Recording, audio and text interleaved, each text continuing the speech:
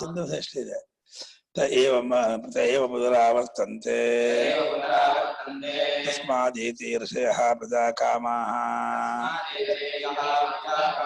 ದಕ್ಷಿಣಂ ಪ್ರತಿಪದ್ಯಂತೆ ಏಷಃ ವೈರೈರ್ಯಃ ಪ್ರಯಾಣಃ ಸೋತ್ಪ್ರೇಣ ತಪಸಾ ಬ್ರಹ್ಮಚರ್ಯೇಣ ಶ್ರದ್ಧಯಾ ವಿದ್ಯಾ ಆತ್ಮಾನಮನ್ವಿಷ್ಯ ಆದಿತ್ಯಮಭಿಜಯಂತೆ ಏತದ್ವೈ ಪ್ರಾಣಾನಾಮಾಯತನಂ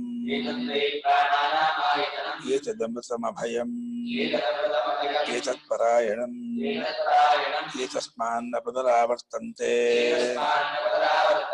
ಇತ್ಯೇಷ ನಿರೋಧಃ ತದೇಷ ಶ್ಲೋಕಃ ಪಂಚಪಾದಂ ಪಿತರಂ ದ್ವಾದಶಾಕೃತಿಂ ದಿವಾಹೋ ಪರೇ ಅರ್ಧೇ ಪುರೀಷಿಣಂ अथे मे अन्य उपरे विचक्षणं सप्तचक्रे षडराहुरर्पितमिति नासो वै प्रजापतिः तस्य कृष्णपक्षे वरैः शुक्रः प्राणः तस्य कृष्णपक्षैवरैः शुक्लः प्राणः तस्मादेते ऋषयः शुक्ल इष्टिं कुर्वन्ति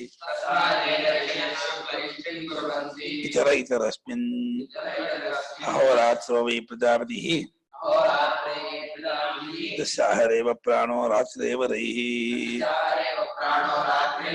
प्राणं वायते प्रस्कन्दन्ति ये दिवारत्या संयुज्यन्ते ब्रह्मचर्यमेव तत् रात्रोरत्या संयुज्यन्ते अन्नं वै प्रजापतिः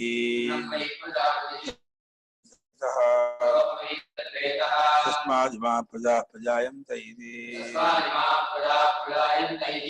ये वै प्रजापति प्रसञ्चरन्ति ते मिश्रमुत्पादयन्ते तेषामेवैष ब्रह्मलोकः येषां तपो ब्रह्मचर्यं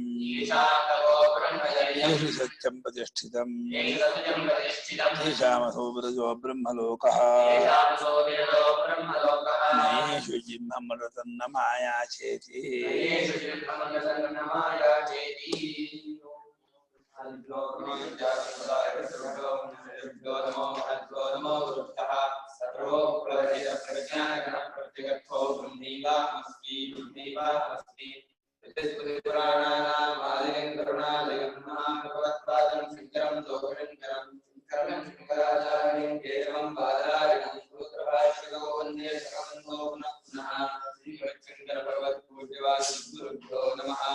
वन्देकं सच्चिदानन्दं विधिवर्यं महामहिं वेदान्तसारज्ञं सद्गुरुं प्रणतोऽस्म्यहम् सम्प्रदायज्ञं संयमीन्द्रं सदाश्रयं सद्गुरुं सच्चिदानन्दं सदाचारं समाश्रये श्री श्री सच्चिदानन्देन्द्र सरस्वती महासद्गुरुभ्यो नमः अथे भगवो ब्रह्म ಮುಂಡಕ ಪೃಷ್ಠಗಳ ಸಂಬಂಧ ಓದಪ್ಪ.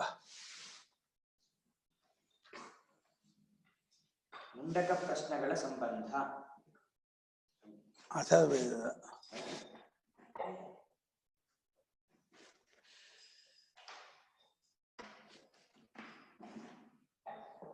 ಯಾಕ ಏನಕ್ಕ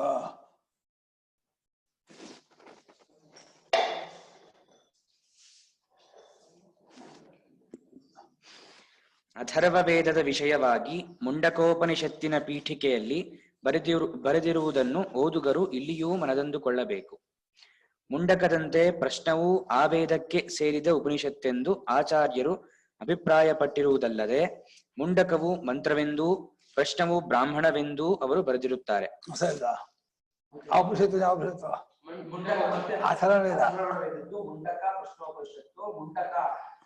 ಮಂತ್ರ ಎಂದು ಪ್ರಶ್ನೋಪನಿಷತ್ತು ಬ್ರಾಹ್ಮಣ ಎಂದು ಬರೆದಿರುತ್ತಾರೆ ಆಚಾರ್ಯರು.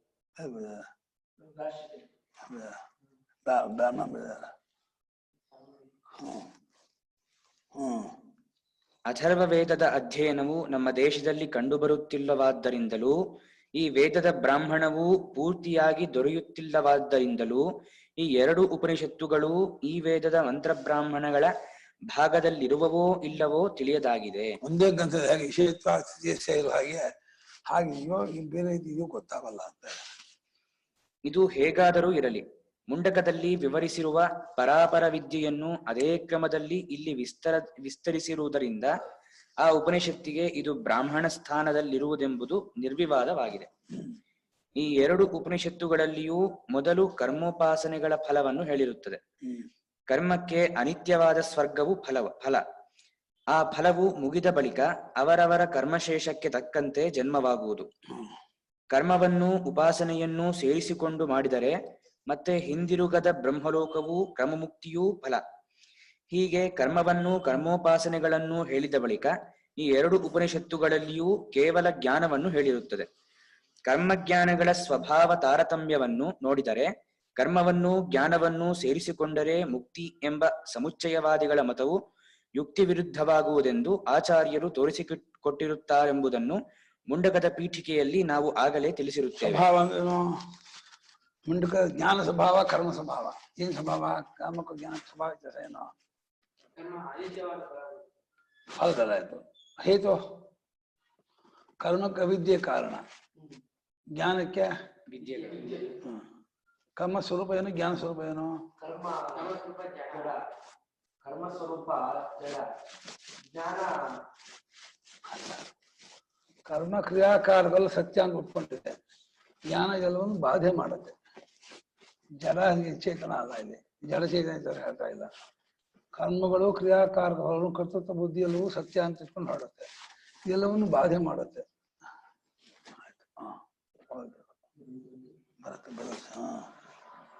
ಈ ಎರಡು ಉಪನಿಷತ್ತುಗಳಲ್ಲಿಯೂ ಜ್ಞಾನದಿಂದಾಗುವ ಫಲವು ಕೂಡಲೇ ಆಗಿಬಿಡುವುದೆಂದು ಹೇಳಿರುತ್ತದೆ. ಅದಲ್ಲದೆ ತಕ್ಷಣ ಜ್ಞಾನ ಆದ ಸಮಯದಲ್ಲಿ ಫಲ ಆಗ್ಬಿಡುತ್ತೆ ಅಂತ ಹೇಳ್ತಾ ಇದ್ದ.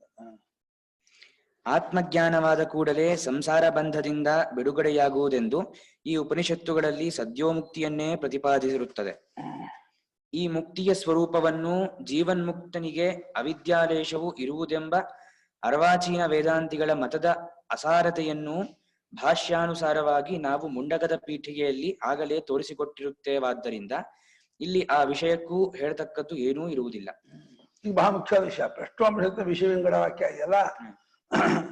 ಪರವಿದ್ಯೆಗೆ ವಿಷಯವಾಗಿರುವ ಅಕ್ಷರವೆಂಬ ಪರಬ್ರಹ್ಮವೇ ನಮ್ಮಗಳೆಲ್ಲರ ಆತ್ಮನು. ಪರವಿದ್ಯೆಗೆ ವಿಷಯವಾದದ್ದು ಆತ್ಮ ಬ್ರಹ್ಮ, ಅದಕ್ಕೆ ಅಕ್ಷರ ಅಂತ ಹೆಸರು. ಅಕ್ಷರ ಅಂದೇನೋ ವ್ಯುತ್ಪತ್ತಿ ಕೇಳಿಲ್ಲ, ಅರ್ಥ ಕೇಳಿದ್ದು. ನಾಶರಹಿತ ವ್ಯುತ್ಪತ್ತಿ ಸಮಾಸ ಕೇಳ ಹೇಳಿ ಅಂತ. ಅಕ್ಷರದಿಂದ ನಾಶರಹಿತವಾದದ್ದು ಅದು ಪರಬ್ರಹ್ಮ, ಅದು ನಮ್ಮ ಆತ್ಮವಾಗಿದೆ. ಆ ಅಕ್ಷರದಿಂದಲೇ ಜಗತ್ತು ಹುಟ್ಟಿ ಅದರಲ್ಲಿಯೇ ಇದ್ದು ಅದರಲ್ಲಿಯೇ ಲಯವಾಗುವಂತೆ ಅವಿದ್ಯೆಯಿಂದ ತೋರುತ್ತಿರುವುದು. ಯಾವುದು? ಜಗತ್ತು ಅವಿದ್ಯೆಯಿಂದ ತೋರ್ತಾ ಇರುತ್ತೆ. ಇದನ್ನು ಸರಿಯಾಗಿ ಅರಿತುಕೊಂಡರೆ ನಮ್ಮಗಳ ಆತ್ಮನು ಅದ್ವಿತೀಯನೂ ನಿತ್ಯಶುದ್ಧ ಮುಕ್ತ ಸ್ವಭಾವನೂ ಆಗಿರುವನೆಂದು ನಿಶ್ಚಯವಾಗುತ್ತದೆ. ಇದನ್ನೊಂದು ಯಾವುದನ್ನ? ಈ ಅಕ್ಷರ ಆತ್ಮನನ್ನ ಯಾಕತ್ಕೊಂಡ್ರೆ ಇಂಥ ಅಕ್ಷರವನ್ನು ತಿಳಿದುಕೊಂಡರೆ ಎಲ್ಲವನ್ನೂ ತಿಳಿದುಕೊಂಡಂತೆ ಎಂಬುದು ಈ ಎರಡು ಉಪನಿಷತ್ತುಗಳಿಗೂ ಸಮಾನವಾದ ವಿಷಯ. ಎರಡಕ್ಕೂ ಸಮಾನ.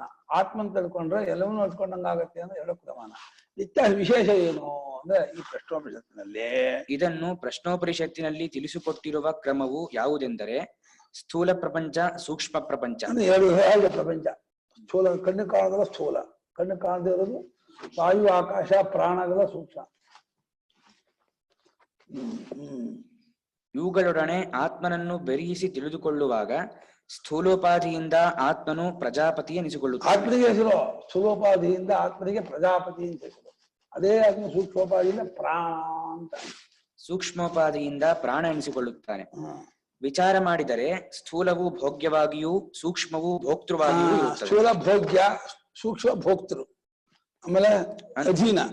ಅಂದರೆ ಸ್ಥೂಲವು ಸೂಕ್ಷ್ಮದ ಅಧೀನವಾಗಿರುತ್ತದೆ, ಸೂಕ್ಷ್ಮವು ಆತ್ಮನ ಅಧೀನವೇ ಮುಂದೆ.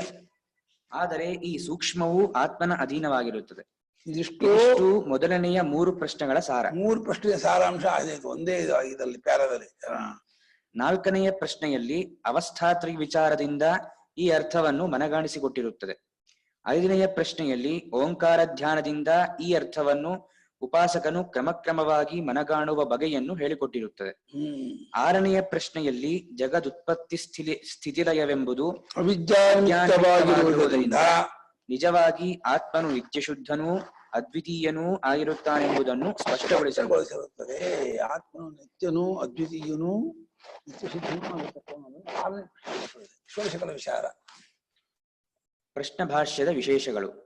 ಮುಂಡಕ ಪ್ರಶ್ನೆಗಳ ಸಂಬಂಧವನ್ನು ವಿಶದೀಕರಿಸಿ ಅಕ್ಷರಾಖ್ಯ ಪರಮಾತ್ಮನ ಜ್ಞಾನದಿಂದ ಸದ್ಯೋಮುಕ್ತಿಯನ್ನೂ ಉಪಾಸನೆಯಿಂದ ಕ್ರಮಮುಕ್ತಿಯನ್ನೂ ನಿರೂಪಣ ಮಾಡುವ ಪ್ರಸಂಗದಿಂದ ಈ ಉಪನಿಷತ್ತಿನ ಭಾಷ್ಯದಲ್ಲಿ ಆಚಾರ್ಯರವರು ಅವಸ್ಥಾತ್ರಯ ವಿಚಾರ, ಜ್ಞಾನಸ್ವರೂಪ ವಿಚಾರ, ಕರ್ತೃತ್ವ ಭೋಕ್ತೃತ್ವ ವಿಚಾರ ಎಂಬ 3 ವಿಚಾರಗಳನ್ನು ಮಾಡಿರುತ್ತಾರೆ. ವೇದಾಂತದ ಅಸಾಧಾರಣ ಪ್ರಕ್ರಿಯೆಯನ್ನು ಭಾಷ್ಯಕಾರರು ಈ ವಿಚಾರಗಳಲ್ಲಿ ಹೇಗೆ ಸ್ಫುಟಗೊಳಿಸಿರುವರು ಎಂಬುದನ್ನು ತಿಳಿಸುವವರ ಉಪಯೋಗಕ್ಕಾಗಿ ಈ 3 ವಿಚಾರಗಳ ಸಾರ ಸಂಗ್ರಹವಾಗಿ ಇಲ್ಲಿ ಕೆಲವು ವಾಕ್ಯಗಳನ್ನು ಬರೆದಿರುವೆವು. ಆಚಾರ್ಯರಿಗೆ ಸಮ್ಮತವಾಗಿರುವ ಅದ್ವೈತ ಸಿದ್ಧಾಂತವು ಸಾರ್ವತ್ರಿಕ ಅನುಭವವನ್ನು ತದನುಸಾರಿಯಾದ ಯುಕ್ತಿಯನ್ನು ಆಧಾರವಾಗಿಟ್ಟುಕೊಂಡೇ ಏರ್ಪಟ್ಟಿರುವುದೆಂಬುದು ಓದುಗರಿಗೆ ಇದರಿಂದ ಮನವರಿಕೆಯಾಗುವುದೆಂದು ನಮ್ಮ ನಂಬಿಕೆ. ಓದಿಮ್ಮ ಇವರ ಸುರೇಖಾರ ಇದೆಯಾ ಪುಸ್ತಕ? ಓದಿ. ಅವಸ್ಥಾತ್ರಯ ವಿಚಾರ. ನೀವು ಅನ್ಮ್ಯೂಟ್ ಮಾಡ್ಕೊಳ್ಳಿ ಸುರೇಖಾಗೆ. ಅವಸ್ಥಾತ್ರಯ ಎಂಬುದು ಸರಿ ಇದೆ, ಮಾತಾಡಿ, ಹೇಳಿ ಸರಿ ಇದೆ. ಅವಸ್ಥಾತ್ರಯ ವಿಚಾರ. ಅವಸ್ಥಾತ್ರಯವೆಂಬುದು ಎಲ್ಲಾ ಜೀವರಿಗೂ ಸಮಾನವಾಗಿರುತ್ತದೆಯಾದರೂ ಇದನ್ನು ಅನುಭವಿಸುವ ಆತ್ಮನ ಸ್ವರೂಪವನ್ನು ಕುರಿತು ಉಪಾಸನೆ ಮಾಡುವವರಿಗೂ ವಿಚಾರ ಮಾಡುವವರಿಗೂ ಅನಿತರ ಸಾಧಾರಣವಾದ ಮೋಕ್ಷ ಫಲವುಂಟು ಎಂಬುದೊಂದು. ಉಪಾಸನೆ ಮಾಡುವವರಿಗೂ ವಿಚಾರ ಮಾಡುವವರಿಗೂ ಅನಿತರ ಸಾಧಾರಣವಾದ ಮೋಕ್ಷ ಫಲವುಂಟು ಎಂಬುದೊಂದು ವಿಶೇಷೋಪದೇಶವು ಈ ಭಾಷ್ಯದಲ್ಲಿರುತ್ತದೆ. ಎಚ್ಚರದಲ್ಲಿರುವ ಜೀವರುಗಳ ಸೂಕ್ಷ್ಮ ಸ್ಥೂಲ ಶರೀರವು ಪ್ರಜಾಪತಿ ಎಂಬ ವಿರಾಟ್ ಪುರುಷನ ಅಂಶವೆಂದು ಉಪನಿಷತ್ತಿನ 1ನೆಯ ಪ್ರಶ್ನೆಯಲ್ಲಿಯೂ, ಕರ್ಣ ಸಮೂಹವು ಪ್ರಾಣನೆಂಬ ಹಿರಣ್ಯಗರ್ಭನ ಅಂಶವೆಂದು 2ನೆಯ ಪ್ರಶ್ನೆಯಲ್ಲಿಯೂ, ಈ ಪ್ರಾಣನು ಆತ್ಮನಿಂದಲೇ ಹುಟ್ಟಿ ಹೊರಗಿನ ಆದಿತ್ಯಾದಿಗಳ ರೂಪದಿಂದಲೂ ಒಳಗೆ ಪ್ರಾಣಾದಿ ವೃತ್ತಿಗಳ ರೂಪದಿಂದಲೂ ಇದ್ದುಕೊಂಡು ಆತ್ಮನಿಗೆ ಉಪಾಧಿಯಾಗಿರುವನೆಂದು 3ನೆಯ ಪ್ರಶ್ನೆಯಲ್ಲಿಯೂ ಸಿದ್ಧವಾಗಿರುತ್ತದೆ. ಇದನ್ನು ನೆನಪಿಟ್ಟರೆ ಎಚ್ಚರವೆಂಬ ಅವಸ್ಥೆಯಲ್ಲಿ ಇಡೀ ಪ್ರಪಂಚವೇ ಆತ್ಮನಿಗೆ ಉಪಾಧಿಯಾಗಿರುವುದೆಂದು, ಆದ್ದರಿಂದ ಅವಸ್ಥಾತ್ರಯ ವಿಚಾರವೆಂದರೆ ಅದ್ವಿತೀಯಾತ್ಮನ ವಿಚಾರವೇ ಎಂದು ಏರ್ಪಡುತ್ತದೆ. ಅವಸ್ಥಾತ್ರಯ ವಿಚಾರ ಅದ್ವಿತೀಯಾತ್ಮ ವಿಚಾರ ಅಂತ ಹೊರತು ಎಚ್ಚರ ವಿಚಾರ, ಕನಸಿನ ವಿಚಾರ ಅಲ್ಲ. ಅದ್ವಿತೀಯಾತ್ಮ ವಿಚಾರವೇ ಅವಸ್ಥಾತ್ರಯ ವಿಚಾರ ಅಂದ್ರೆ. ಈ ಅಭಿಪ್ರಾಯವನ್ನು ಮಾಂಡುಕ್ಯ ಭಾಷ್ಯದಲ್ಲಿ ಆಚಾರ್ಯರು ಕಂಠೋಕ್ತವಾಗಿ ಹೇಳಿರುತ್ತಾರೆ. ಈ ಉಪನಿಷತ್ತಿನ ಭಾಷ್ಯದಲ್ಲಿಯೂ ಸಂಗ್ರಹವಾಗಿ ಸೂಚಿಸಿರುತ್ತಾರೆ. ಈ ಅಭಿಪ್ರಾಯವನ್ನು ಲಕ್ಷ್ಯವಿಟ್ಟು ನಾವು ಸ್ವಪ್ನವನ್ನು ನಿರೂಪಣ ಮಾಡಿದರೆ ಕನಸಿನಲ್ಲಿ ಆತ್ಮನು ಸ್ವಯಂ ಜ್ಯೋತಿಯಾಗಿರುವನೆಂದೂ, ಸುಷುಪ್ತಿಯಲ್ಲಿ ಸರ್ವವೂ ಅಕ್ಷರ ಸ್ವರೂಪನಾದ ಆತ್ಮನಲ್ಲಿಯೇ ಲಯವಾಗುವುದೆಂದೂ ಭಾಷ್ಯಕಾರರು ಪ್ರತಿಪಾದಿಸಿರುವುದರ ಪ್ರಯೋಜನವು ಎದ್ದು ಕಾಣುತ್ತದೆ. ಮೊದಲನೆಯದಾಗಿ ಜೀವನಿಗೆ ಸ್ವತಃ ಅವಸ್ಥೆಗಳ ಅನುಭವವೆಂಬುದು ಇಲ್ಲವೇ ಇಲ್ಲವೆಂದೂ, ಉಪಾಧಿ ನಿಮಿತ್ತವಾಗಿಯೇ ಅವನಿಗೆ ಜಾಗೃತ ಸ್ವಪ್ನಗಳು ಉಂಟಾಗುತ್ತಿರುವುದೆಂದು ಆಚಾರ್ಯರು ಹೇಳಿರುವುದನ್ನು ಮನಸ್ಸಿಗೆ ತಂದುಕೊಳ್ಳಬೇಕು. ಸ್ಥೂಲೋಪಾದಿಯಿಂದ ಎಚ್ಚರವೆಂಬ ಅವಸ್ಥೆಯೂ ಸೂಕ್ಷ್ಮೋಪಾದಿಯಿಂದ ಕನಸೆಂಬ ಅವಸ್ಥೆಯೂ ಜೀವನಿಗೆ ಆಗುತ್ತಿರುವುದರಿಂದ ಜೀವನು ಸ್ವತಃ ಅವಸ್ಥಾರಹಿತನಾದ ಅಕ್ಷರವೇ ಆಗಿರುತ್ತಾನೆಂದು ಇದರಿಂದಲೇ ನಿರ್ಣಯಿಸಬಹುದಾಗಿರುತ್ತದೆ. ಕನಸಿನಲ್ಲಿ ವಾಸನಾರೂಪವಾದ ಉಪಾಧಿಯೇ ಸರ್ವಕರಣ ವಿಷಯಗಳೂ ಆಗಿರುವುದರಿಂದ ಅದನ್ನು ಬೆಳಗುತ್ತಿರುವ ಆತ್ಮ ಚೈತನ್ಯವು ಸ್ವಯಂ ಜ್ಯೋತಿಯು ಮತ್ತೊಂದರ ನೆರವನ್ನು ಕೋರದೆ ವಾಸನೆಗಳನ್ನು ಬೆಳಗುತ್ತಿರುವುದು ಎಂದು. ಸ್ವಯಂ ಜ್ಯೋತಿಯು ಆತ್ಮ ಚೈತನ್ಯವು ಸ್ವಯಂ ಜ್ಯೋತಿಯು ಆತ್ಮ ಚೈತನ್ಯವು ಸ್ವಯಂ ಜ್ಯೋತಿಯು ಮತ್ತೊಂದರ ನೆರವನ್ನು ಕೋರದೆ ವಾಸನೆಗಳನ್ನು ಬೆಳಗುತ್ತಿರುವುದು ಎಂತಲೂ ನಿದ್ರೆಯಲ್ಲಿ ಯಾವ ಉಪಾಧಿಗಳ ಸಂಬಂಧವೂ ಇಲ್ಲದಿರುವುದರಿಂದ ಅಲ್ಲಿಯೂ ಸ್ವಯಂ ಜ್ಯೋತಿಯಂತಲೂ ಭಾಷ್ಯಕಾರರು ಹೇಳಿರುತ್ತಾರೆ. ನಿದ್ದೆಯಲ್ಲಿ ಸ್ವಯಂ ಜ್ಯೋತಿ ಅರ್ಥ ಆಗಲ್ಲ, ಕನಸಲ್ಲಿ ಸ್ವಯಂ ಜ್ಯೋತಿ ಗೊತ್ತಾಗುತ್ತೆ. ನಿದ್ದೆಯಲ್ಲಿ ಸ್ವಯಂ ಜ್ಯೋತಿ ಗೊತ್ತಾಗಲ್ಲ, ಯಾಕಂದ್ರೆ ಜ್ಯೋತಿ ಬೆಳಗಿಸಬೇಕಾದ ಇನ್ನೊಂದು ಇಲ್ಲದೆ ಇದ್ದಾಗ ಅದು ಒಂದೇ ಜ್ಯೋತಿ ಮಾಡ್ತಾ ಇರುವಾಗ ಸ್ವಯಂ ಜ್ಯೋತಿ ಅನ್ನೋದು ಯಾಕೆ ಹೇಳ್ಬೇಕಷ್ಟೇ. ಒಬ್ಬನನ್ನೇ ಸ್ವಯಂ ಜ್ಯೋತಿ ಅಂತ ಔಪಚಾರಿಕ ಹೇಳ್ಬೇಕು. ಜ್ಯೋತಿ ಸ್ವರೂಪಕ್ಕೆ ಚ್ಯುತಿ ಇಲ್ಲ ಅಂತ ಅಷ್ಟೇ ಅರ್ಥ. ನಿದ್ರೆಯಲ್ಲೂ ಚೈತನ್ಯ ಸ್ವರೂಪಕ್ಕೆ ಚ್ಯುತಿ ಇಲ್ಲ. ಎರಡನೆಯದಾಗಿ ಆತ್ಮನು ಸ್ವಯಂ ಜ್ಯೋತಿ ಎಂದು ಮುಂತಾಗಿ ವ್ಯವಹರಿಸುವುದು ಆವಿದ್ಯಕವೆಂದು ಆಚಾರ್ಯರು ಹೇಳಿರುವುದನ್ನು ನಾವು ಮನಸ್ಸಿಗೆ ಹತ್ತಿಸಿಕೊಳ್ಳಬೇಕು. ಜ್ಯೋತಿಯನ್ನು ವ್ಯವಹಾರವು ಆವಿದ್ಯಕ, ಅವಿದ್ಯೆಯಿಂದಲೇ ಹೇಳಿದ್ದೆ ಹೊರತು ಸ್ವಯಂ ಜ್ಯೋತಿ ಅನ್ನೋದು ತಪ್ಪೇ. ಅದು ಅದ್ವಿತೀಯವಾದ ಸ್ವಯಂ ಜ್ಯೋತಿ ಏನು, ಸ್ವಯಂ ಜ್ಯೋತಿ ಎರಡು ಪದಕ್ಕೂ ಅಲ್ಲಿ ಅರ್ಥ ಇಲ್ಲ. ಅದು ಕೂಡ ಅವಿದ್ಯಾ ಕ್ಷೇತ್ರದಲ್ಲೇ ಬಂದಂತಹ ಪದ. ಅದು ಕನಸಿನಲ್ಲಿ ವಾಸನೆಗಳನ್ನು ಕಾಣುವುದೆಂಬುದು ಅವಿದ್ಯೆಯಿಂದ, ತನಿನಿದ್ದೆಯಲ್ಲಿ ಆ ಉಪಾಧಿಗಳ ಸಂಬಂಧವಿಲ್ಲವೆಂಬುದೂ ಅವಿದ್ಯೆಯಿಂದ. ಸಂಬಂಧ ಇದೆ ಅಂತ ಇಲ್ಲ ಅನ್ಸೋದು, ಅದು ಅವಿದ್ಯೆಯೇ. ಉಪಾಧಿ ಸಂಬಂಧವಿಲ್ಲ ನಿದ್ದೆಯಲ್ಲಿ ಅನ್ನೋದು ಅವಿದ್ಯೆಯಿಂದ ಹೇಳ್ಬೇಕು, ಏನು ಮಾಡಕ್ಕಾಗಲ್ಲ. ನಿಜವಾಗಿ ನೋಡಿದರೆ ಸುಷುಪ್ತಿಯಲ್ಲಿ ಅವಿದ್ಯಾಕೃತವಾದ ಪೃಥಿವ್ಯಾದಿ ಭೂತಗಳು, ಅವುಗಳ ಕಾರಣವಾದ ತನ್ಮಾತ್ರೆಗಳು, ಭೌತಿಕವಾದ ಸರ್ವಕರಣಗಳು ಸಂಪೂರ್ಣವಾಗಿ ಇಲ್ಲವಾಗುವುದರಿಂದ ಆತ್ಮಸ್ವರೂಪವು ಅದ್ವಿತೀಯವಾದ ತನ್ನ ಸ್ವಭಾವದಿಂದಲೇ ಇರುತ್ತಿರುವುದು. ಆ ಅವಸ್ಥೆಯಲ್ಲಿ ಈಗ ತೋರುತ್ತಿರುವ ಸೋಪಾಧಿಕವಾದ ಜೀವಸ್ವರೂಪವು ಶುದ್ಧವಾದ ಅಕ್ಷರವೆಂಬ ಪರಮಾತ್ಮ ರೂಪದಲ್ಲಿಯೇ ಒಂದಾಗಿರುತ್ತದೆ. ಬೇರೆಯಾಗಿ ತೋರ್ತಾ ಇತ್ತಲ್ಲ ಅವಿದ್ಯೆ ಇದ್ದ, ಆ ಅವಿದ್ಯೆ ಅಲ್ಲಿ ಇರೋದಿಲ್ಲವಾದ್ರಿಂದ ಒಂದಾದಂತೆ. ಒಂದಾಗುವುದು ಕ್ರಿಯೆ ಅಲ್ಲ ಅದು. ಈ ಘಟಾಕಾಶ ಘಟೋಪಾಧಿ ಬಿಟ್ಟಾಗ ಮಹಾಕಾಶವಾಗುವ ಹಾಗೆ ಈ ಜೀವೋಪಾಧಿಯಿಂದ ಇದು ಅಂತಃಕರಣೋಪಾಧಿಯಿಂದ ಜೀವ ಅನಿಸ್ಕೊಂಡು ಅಂತಃಕರಣೋಪಾಧಿಯಿಂದ ಬಿಟ್ಕೊಂಡವನಾಗಿ ಸುಷುಪ್ತಿ ಇರ್ತಾನದ್ರಿಂದ ಪರಮಾತ್ಮ ಒಂದಾಗಿರ್ತಾನೆ ಅಂತ ಒಂದು ಔಪಚಾರಿಕ ಪ್ರಯೋಗ ಅದು. ಯಾವ ಸ್ವರೂಪದಲ್ಲಿ ಹೀಗೆ ಎಲ್ಲವೂ ಒಂದಾಗಿರುವುದೋ ಆ ಅಕ್ಷರವೆಂಬ ಪರಮಾತ್ಮ ಸ್ವರೂಪವನ್ನು ಅರಿತವನು ಸರ್ವವೂ ಸರ್ವಜ್ಞನೂ ಆಗಿರುತ್ತಾನೆ ಎಂಬರ್ಥವನ್ನು ತಿಳಿಸುವ ಮಂತ್ರಗಳು ಅವಸ್ಥಾತ್ರಯದಿಂದಾಗುವ ಸದ್ಯೋಮುಕ್ತಿಯನ್ನು ತಿಳಿಸುತ್ತವೆ ಎಂದು ಆಚಾರ್ಯರವರು ತಿಳಿಸಿಕೊಟ್ಟಿರುತ್ತಾರೆ. ಅವಸ್ಥಾತ್ರಯದಲ್ಲಿರುವ ಆತ್ಮಸ್ವರೂಪವನ್ನು ಹೀಗೆ ನೇರಾಗಿ ವಿಚಾರದಿಂದ ಅರಿತು ತನ್ನಿಷ್ಠೆಯನ್ನು ಹೊಂದಲಾರದೆ ಇರುವವರು ಓಂಕಾರ ಮೂಲಕವಾಗಿ ಉಪಾಸನೆ ಮಾಡಿ ಕಾಲಾಂತರದಲ್ಲಾದರೂ ಜ್ಞಾನವನ್ನು ಹೊಂದಿ ಕ್ರಮಮುಕ್ತಿಯನ್ನು ಪಡೆಯಬಹುದು ಎಂಬ ಅಭಿಪ್ರಾಯವನ್ನು 5ನೆಯ ಪ್ರಶ್ನೆಯಲ್ಲಿ ಭಾಷ್ಯಕಾರರು ತೋರಿಸಿಕೊಟ್ಟಿರುತ್ತಾರೆ. ಯಾರಿಗೆ ತತ್ವಜ್ಞಾನವನ್ನ ಮಾಡ್ಕೊಳಕ್ ಆಗಲ್ಲ, ಭಾವನಾರೂಪವಾಗಿ ಓಂಕಾರ ಭಾವನೆ ಮಾಡ್ತಾ ಇದ್ರು, ಅದರಿಂದ ಕಾಲಾಂತರ ಮುಕ್ತಿ ಹೊಂದೊಂದು ಬ್ರಹ್ಮಲೋಕಕ್ಕೆ ಹೋಗಿ ಅಲ್ಲಿ ಮುಕ್ತಿ ಮಾಡ್ಕೊಳ್ತಾರೆ. ಉತ್ತಮ ಲೋಕ ಪ್ರಾಪ್ತಿ ಬ್ರಹ್ಮ ಎರಡೂ ಆಗುತ್ತೆ.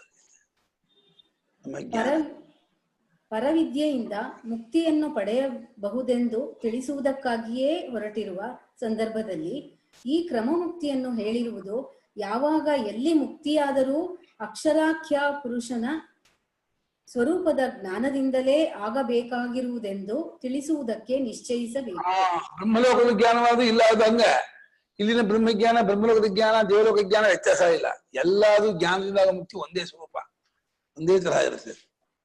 ಓಂಕಾರವನ್ನು ಕೇವಲ ಉಪಾಸನೆಗೇ ಅಲ್ಲದೆ ಜ್ಞಾನಕ್ಕೆ ಸಾಧನವಾಗಿ ಮಾಡಿಕೊಂಡಿರುವುದು ಮುಂಡಕ ಭಾಷ್ಯ, ಮಾಂಡುಕ್ಯ ಭಾಷ್ಯ ಇವುಗಳಲ್ಲಿ ಸ್ಪಷ್ಟವಾಗಿ ಕಂಡುಬರುತ್ತದೆ.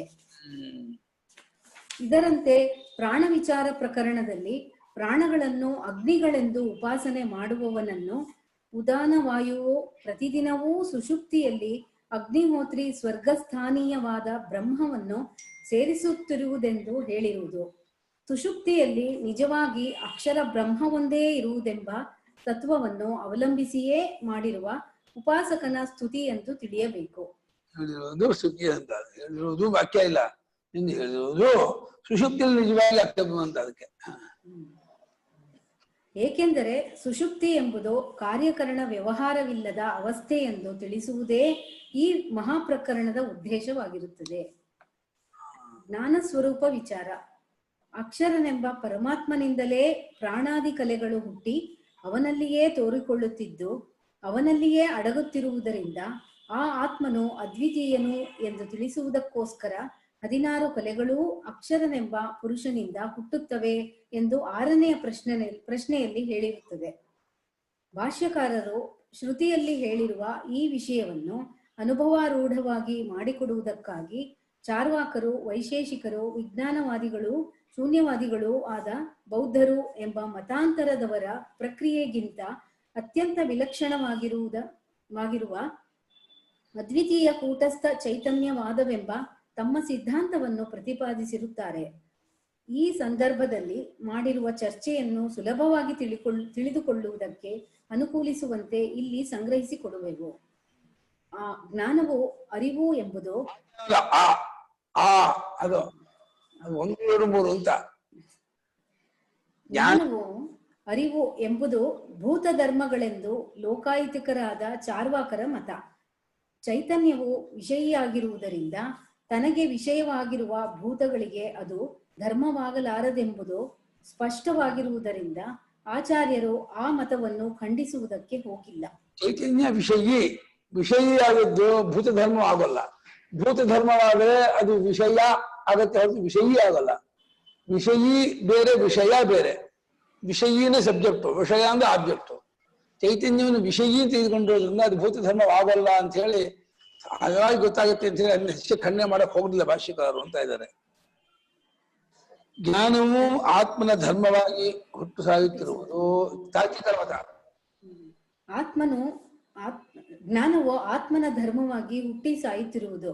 ಆತ್ಮನು ಚೈತನ್ಯ ಸ್ವರೂಪನಲ್ಲ ಎಂಬ ವೈಶೇಷಿಕಾದಿಗಳಿಗೆ ಜ್ಞೇಯವಿಲ್ಲದ ಮಾತ್ರದಿಂದ ಜ್ಞಾನವು ಇಲ್ಲವೆಂದು ಹೇಳುವ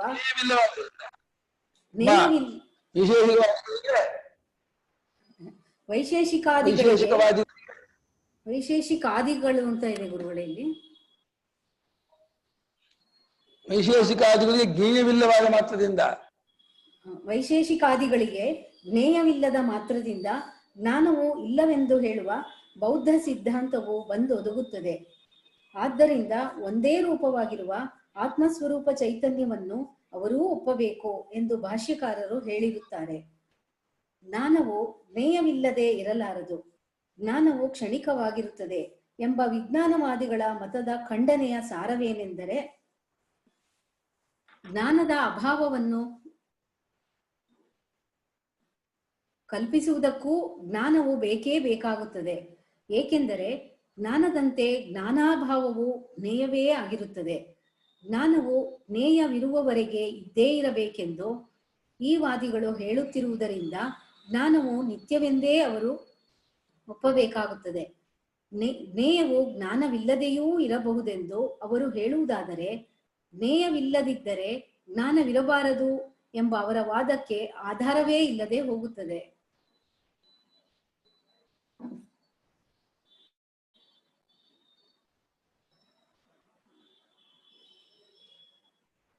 ಗುರುಗಳು ಕಾಣಿಸ್ತಾ ಇಲ್ಲ.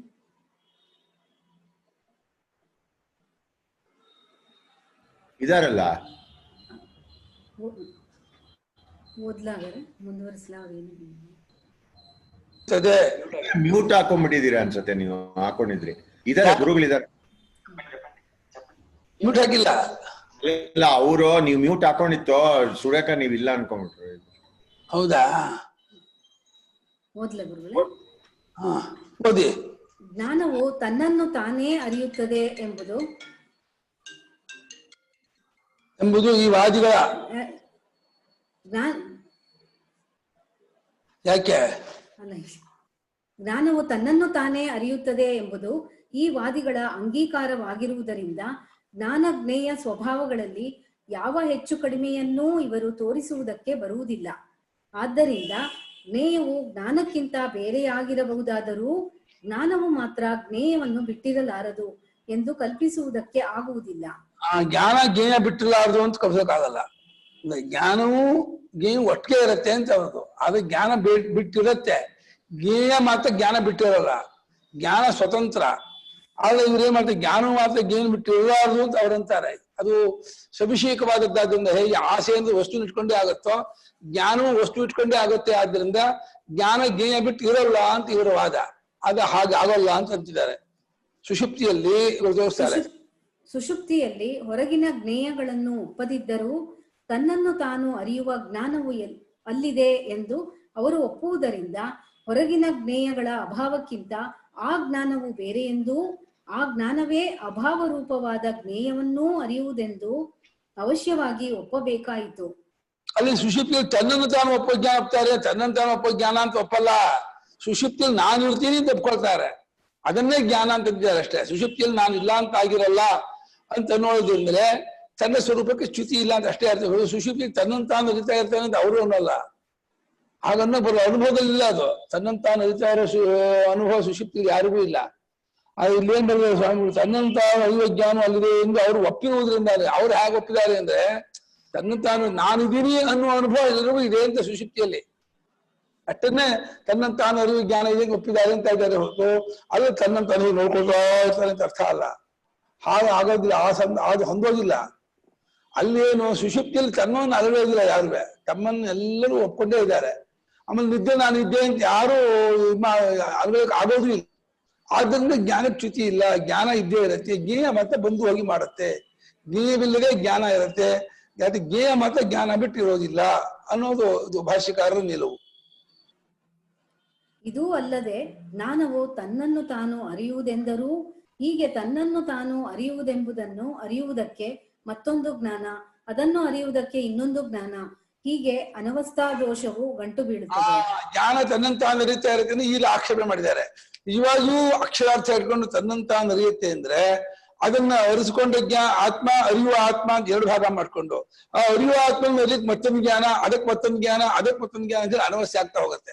ಆದ್ರೆ ತನ್ನನ್ನು ತಾನು ಅರಿತಾ ಇರೋದು ಅಂತ ಅಕ್ಷರಾರ್ಥ ತಗೊಂಡು ಬರೋದಿಲ್ಲ. ಹಾಗಲ್ಲ, ತಾನಿರ್ತೀನಿ ಅನ್ನೋ ಅನುಭವ ಇರೋದನ್ನ ಇಟ್ಕೊಂಡು ಆತ್ಮ ಅಲ್ಲಿ ತನ್ನನ್ನು ತಾನು ಅರಿತಾ ಇದ್ದಾನೆ ಅಂತ ಲಾಕ್ಷಣಿಕ ಅರ್ಥ ತಗೋಬೇಕು. ಅದು ನೀವು ಅಕ್ಷರಾರ್ಥ ತಗೊಂಡ್ಬಿಟ್ರೆ ತನ್ನನ್ನು ತಾನು ಅರಿತಾ ಇರ್ತಾನೆ ಅಂತ ಆಗ್ಬಿಟ್ರೆ ಅದು ಅನವಶ್ಯ ಆಗ್ಬಿಡುತ್ತೆ. ಅದು ತುದಿ ಇಲ್ಲ ಅಂತ ಆಗ್ಬಿಡುತ್ತೆ. ಜ್ಞಾನವು ತನ್ನನ್ನು ತಾನು ಅರಿತುಕೊಂಡರೂ ತಾನು ಹಾಗೆ ಅರಿಯುವನೆಂಬುದನ್ನು ಅರಿತುಕೊಳ್ಳಲಾರದೇ ಇರುವುದರಿಂದ ಅಸರ್ವಜ್ಞನೆಂದೂ ಆಗುತ್ತದೆ. ಹಾಗೆ ಅರಿತುಕೊಂಡು ತಾನು ಹಾಗೆ ಅರಿಯುವನೆಂಬುದನ್ನು ನಾನು ಅರಿತಾ ಇದ್ದೀನಿ ಅಂತ ಅರಿಸ್ಕೊಳ್ಳುವ, ತಾನು ಅರಿತಾ ಇದ್ದೀನಿ ಅಂತ ಅರ್ಕೋದೆ ಹೋದ್ರೆ ಅಷ್ಟರ ಮಟ್ಟಿನ ಅಸರ್ವಜ್ಞತ್ವ ಬರುತ್ತಲ್ಲ ಅನ್ನುವಂಥ ಒಂದು ದೋಷವನ್ನು ಹಾಕಿದ್ದಾರೆ. ಆದರೆ ಕೂಟಸ್ಥ ಚೈತನ್ಯವಾದಿಗಳ ಮತದಲ್ಲಿ ಈ ಯಾವ ದೋಷವೂ ಬರುವಂತಿಲ್ಲ. ಈ ಸಿದ್ಧಾಂತದಲ್ಲಿ ಚೈತನ್ಯವು ಜ್ಞೇಯವಲ್ಲ, ಬರಿಯ ಜ್ಞಾನವೇ.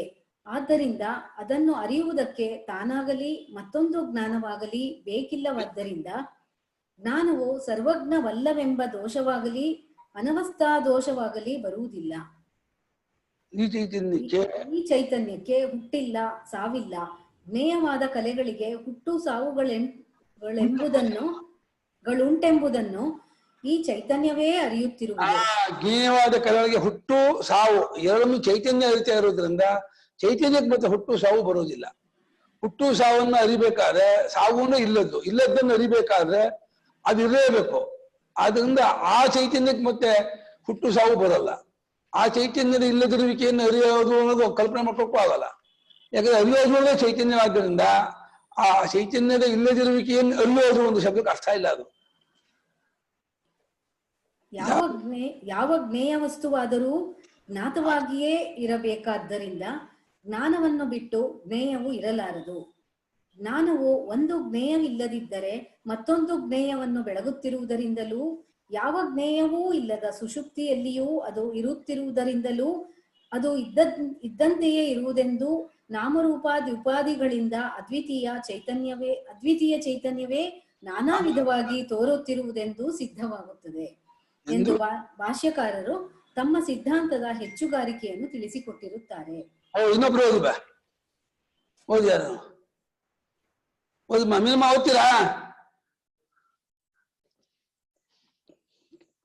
ಕೇಳಿಸ್ತಾ ಇಲ್ವಾ? ಇಲ್ಲ, ಓದ್ತೀನಿ ಗುರುಗಳೇ. ಓದಿ.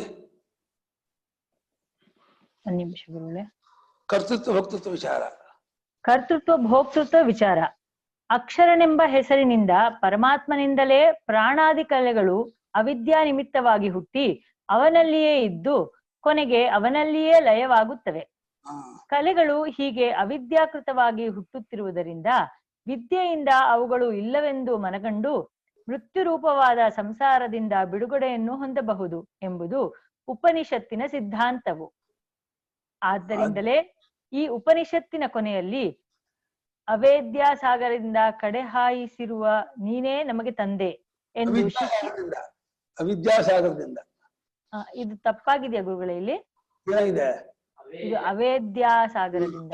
ಅವಿದ್ಯಾ ಹುಡುಕು ತಮ್ಮಿನ ಪಿತಾ ಏಂ ಅವಿದ್ಯಾಯ ಪರಂಪಾರಂ ತಾರಯಿಸಿ ಅಂತ ವಾಕ್ಯ. ಅವಿದ್ಯೆಯಿಂದ ಸಾಗರದಿಂದ ನಮ್ಮನ್ನ ಕಡೆಗಾಣಿಸಿದ ಹಾಯಿಸಿದ್ಯಾ, ಕಡೆ ಹಾಯಿಸಿದ್ಯಾ ಅಂತ. ಕಡೆ ಹಾಯಿಸಿ ತಾನು PDF ನೋಡ್ತಾ ಇದ್ದಾರಾ? ಅವಿದ್ಯಾಸಾಗರದಿಂದ ಕಡೆ ಹಾಯಿಸಿರುವ ನೀನೇ ನಮಗೆ ತಂದೆ ಎಂದು ಶಿಷ್ಯರು ಗುರುವಿಗೆ ತಮ್ಮ ಕೃತಜ್ಞತೆಯನ್ನು ತೋರಿಸಿರುತ್ತಾರೆ. ಕರ್ತೃತ್ವ ಭೋಕ್ತೃತ್ವ ರೂಪವಾದ ಸಂಸಾರವು ಅವಿದ್ಯಾಕೃತವಾದ ಉಪಾಧಿಗಳಿಂದ ಆಗಿರುತ್ತದೆ ಎಂಬ ಈ ಸಿದ್ಧಾಂತಕ್ಕೆ ಅದು ಪರಮಾರ್ಥವಾಗಿಯೇ ಇದೆ ಎಂಬ ವಾದಗಳು ವಿರುದ್ಧವಾಗಿದೆ. ಈಶ್ವರನ ಸಂಕಲ್ಪದಿಂದ ಪರಮಾಣುಗಳು ಒಂದರೊಡನೊಂದು ಬೆರೆತು ಸತ್ಯವಾದ ಪ್ರಪಂಚವು ಸೃಷ್ಟಿಯಾಗುತ್ತದೆ. ಪರಮಾಣು ಇದು ತಾರ್ಕಿಕರವಾದ ಈಶ್ವರ ಸಂಕಲ್ಪದಿಂದ ಪರಮಾಣುಗಳು ಸೇರ್ಕೊಳ್ಳುತ್ತೆ, ಸೇರ್ಕೊಂಡು ಸೃಷ್ಟಿ ಆಗುತ್ತೆ ಅಂತ ಶೇಷರ ತಾರ್ಕಿಕರು ಇವರು. ನಿರೀಶ್ವರ ತಾರ್ಕಿಕರು ತಾನೇ ಸೇರ್ಕೊಳುತ್ತೆ ಅಂತಾರೆ. ಶೇಷರ ತಾರ್ಕಿಕರು ಮಾತ್ರ ಪರಮಾಣುಗಳು ಈಶ್ವರ ಸಂಕಲ್ಪದಿಂದ ಸೇರ್ಕೊಳ್ಳುತ್ತೆ ಅಂತ ಹೇಳ್ತಾರೆ. ಜೀವರು ಕರ್ತೃಭೋಕ್ತೃ ಸ್ವರೂಪರೇ ಆಗಿರುತ್ತಾರೆ. ಅವರಿಗೆ ದೇಹಾದಿಗಳಿಗಿಂತ ವ್ಯತಿರಿಕ್ತವಾಗಿರುವ ತಮ್ಮ ಸ್ವರೂಪದ ವಿಷಯದಲ್ಲಿರುವ ತಪ್ಪು ತಿಳುವಳಿಕೆಯಿಂದ ಸತ್ಯವಾದ ಬಂಧ ಉಂಟಾಗಿರುತ್ತದೆ ಎಂಬುದು ವೈಶೇಷಿಕರ ಪ್ರಕ್ರಿಯೆ. ತ್ರಿಗುಣಾತ್ಮಕ ಪ್ರಧಾವೆಂಬ ಪ್ರಕ್ರಿಯೆಯು ಮಹತ್ತು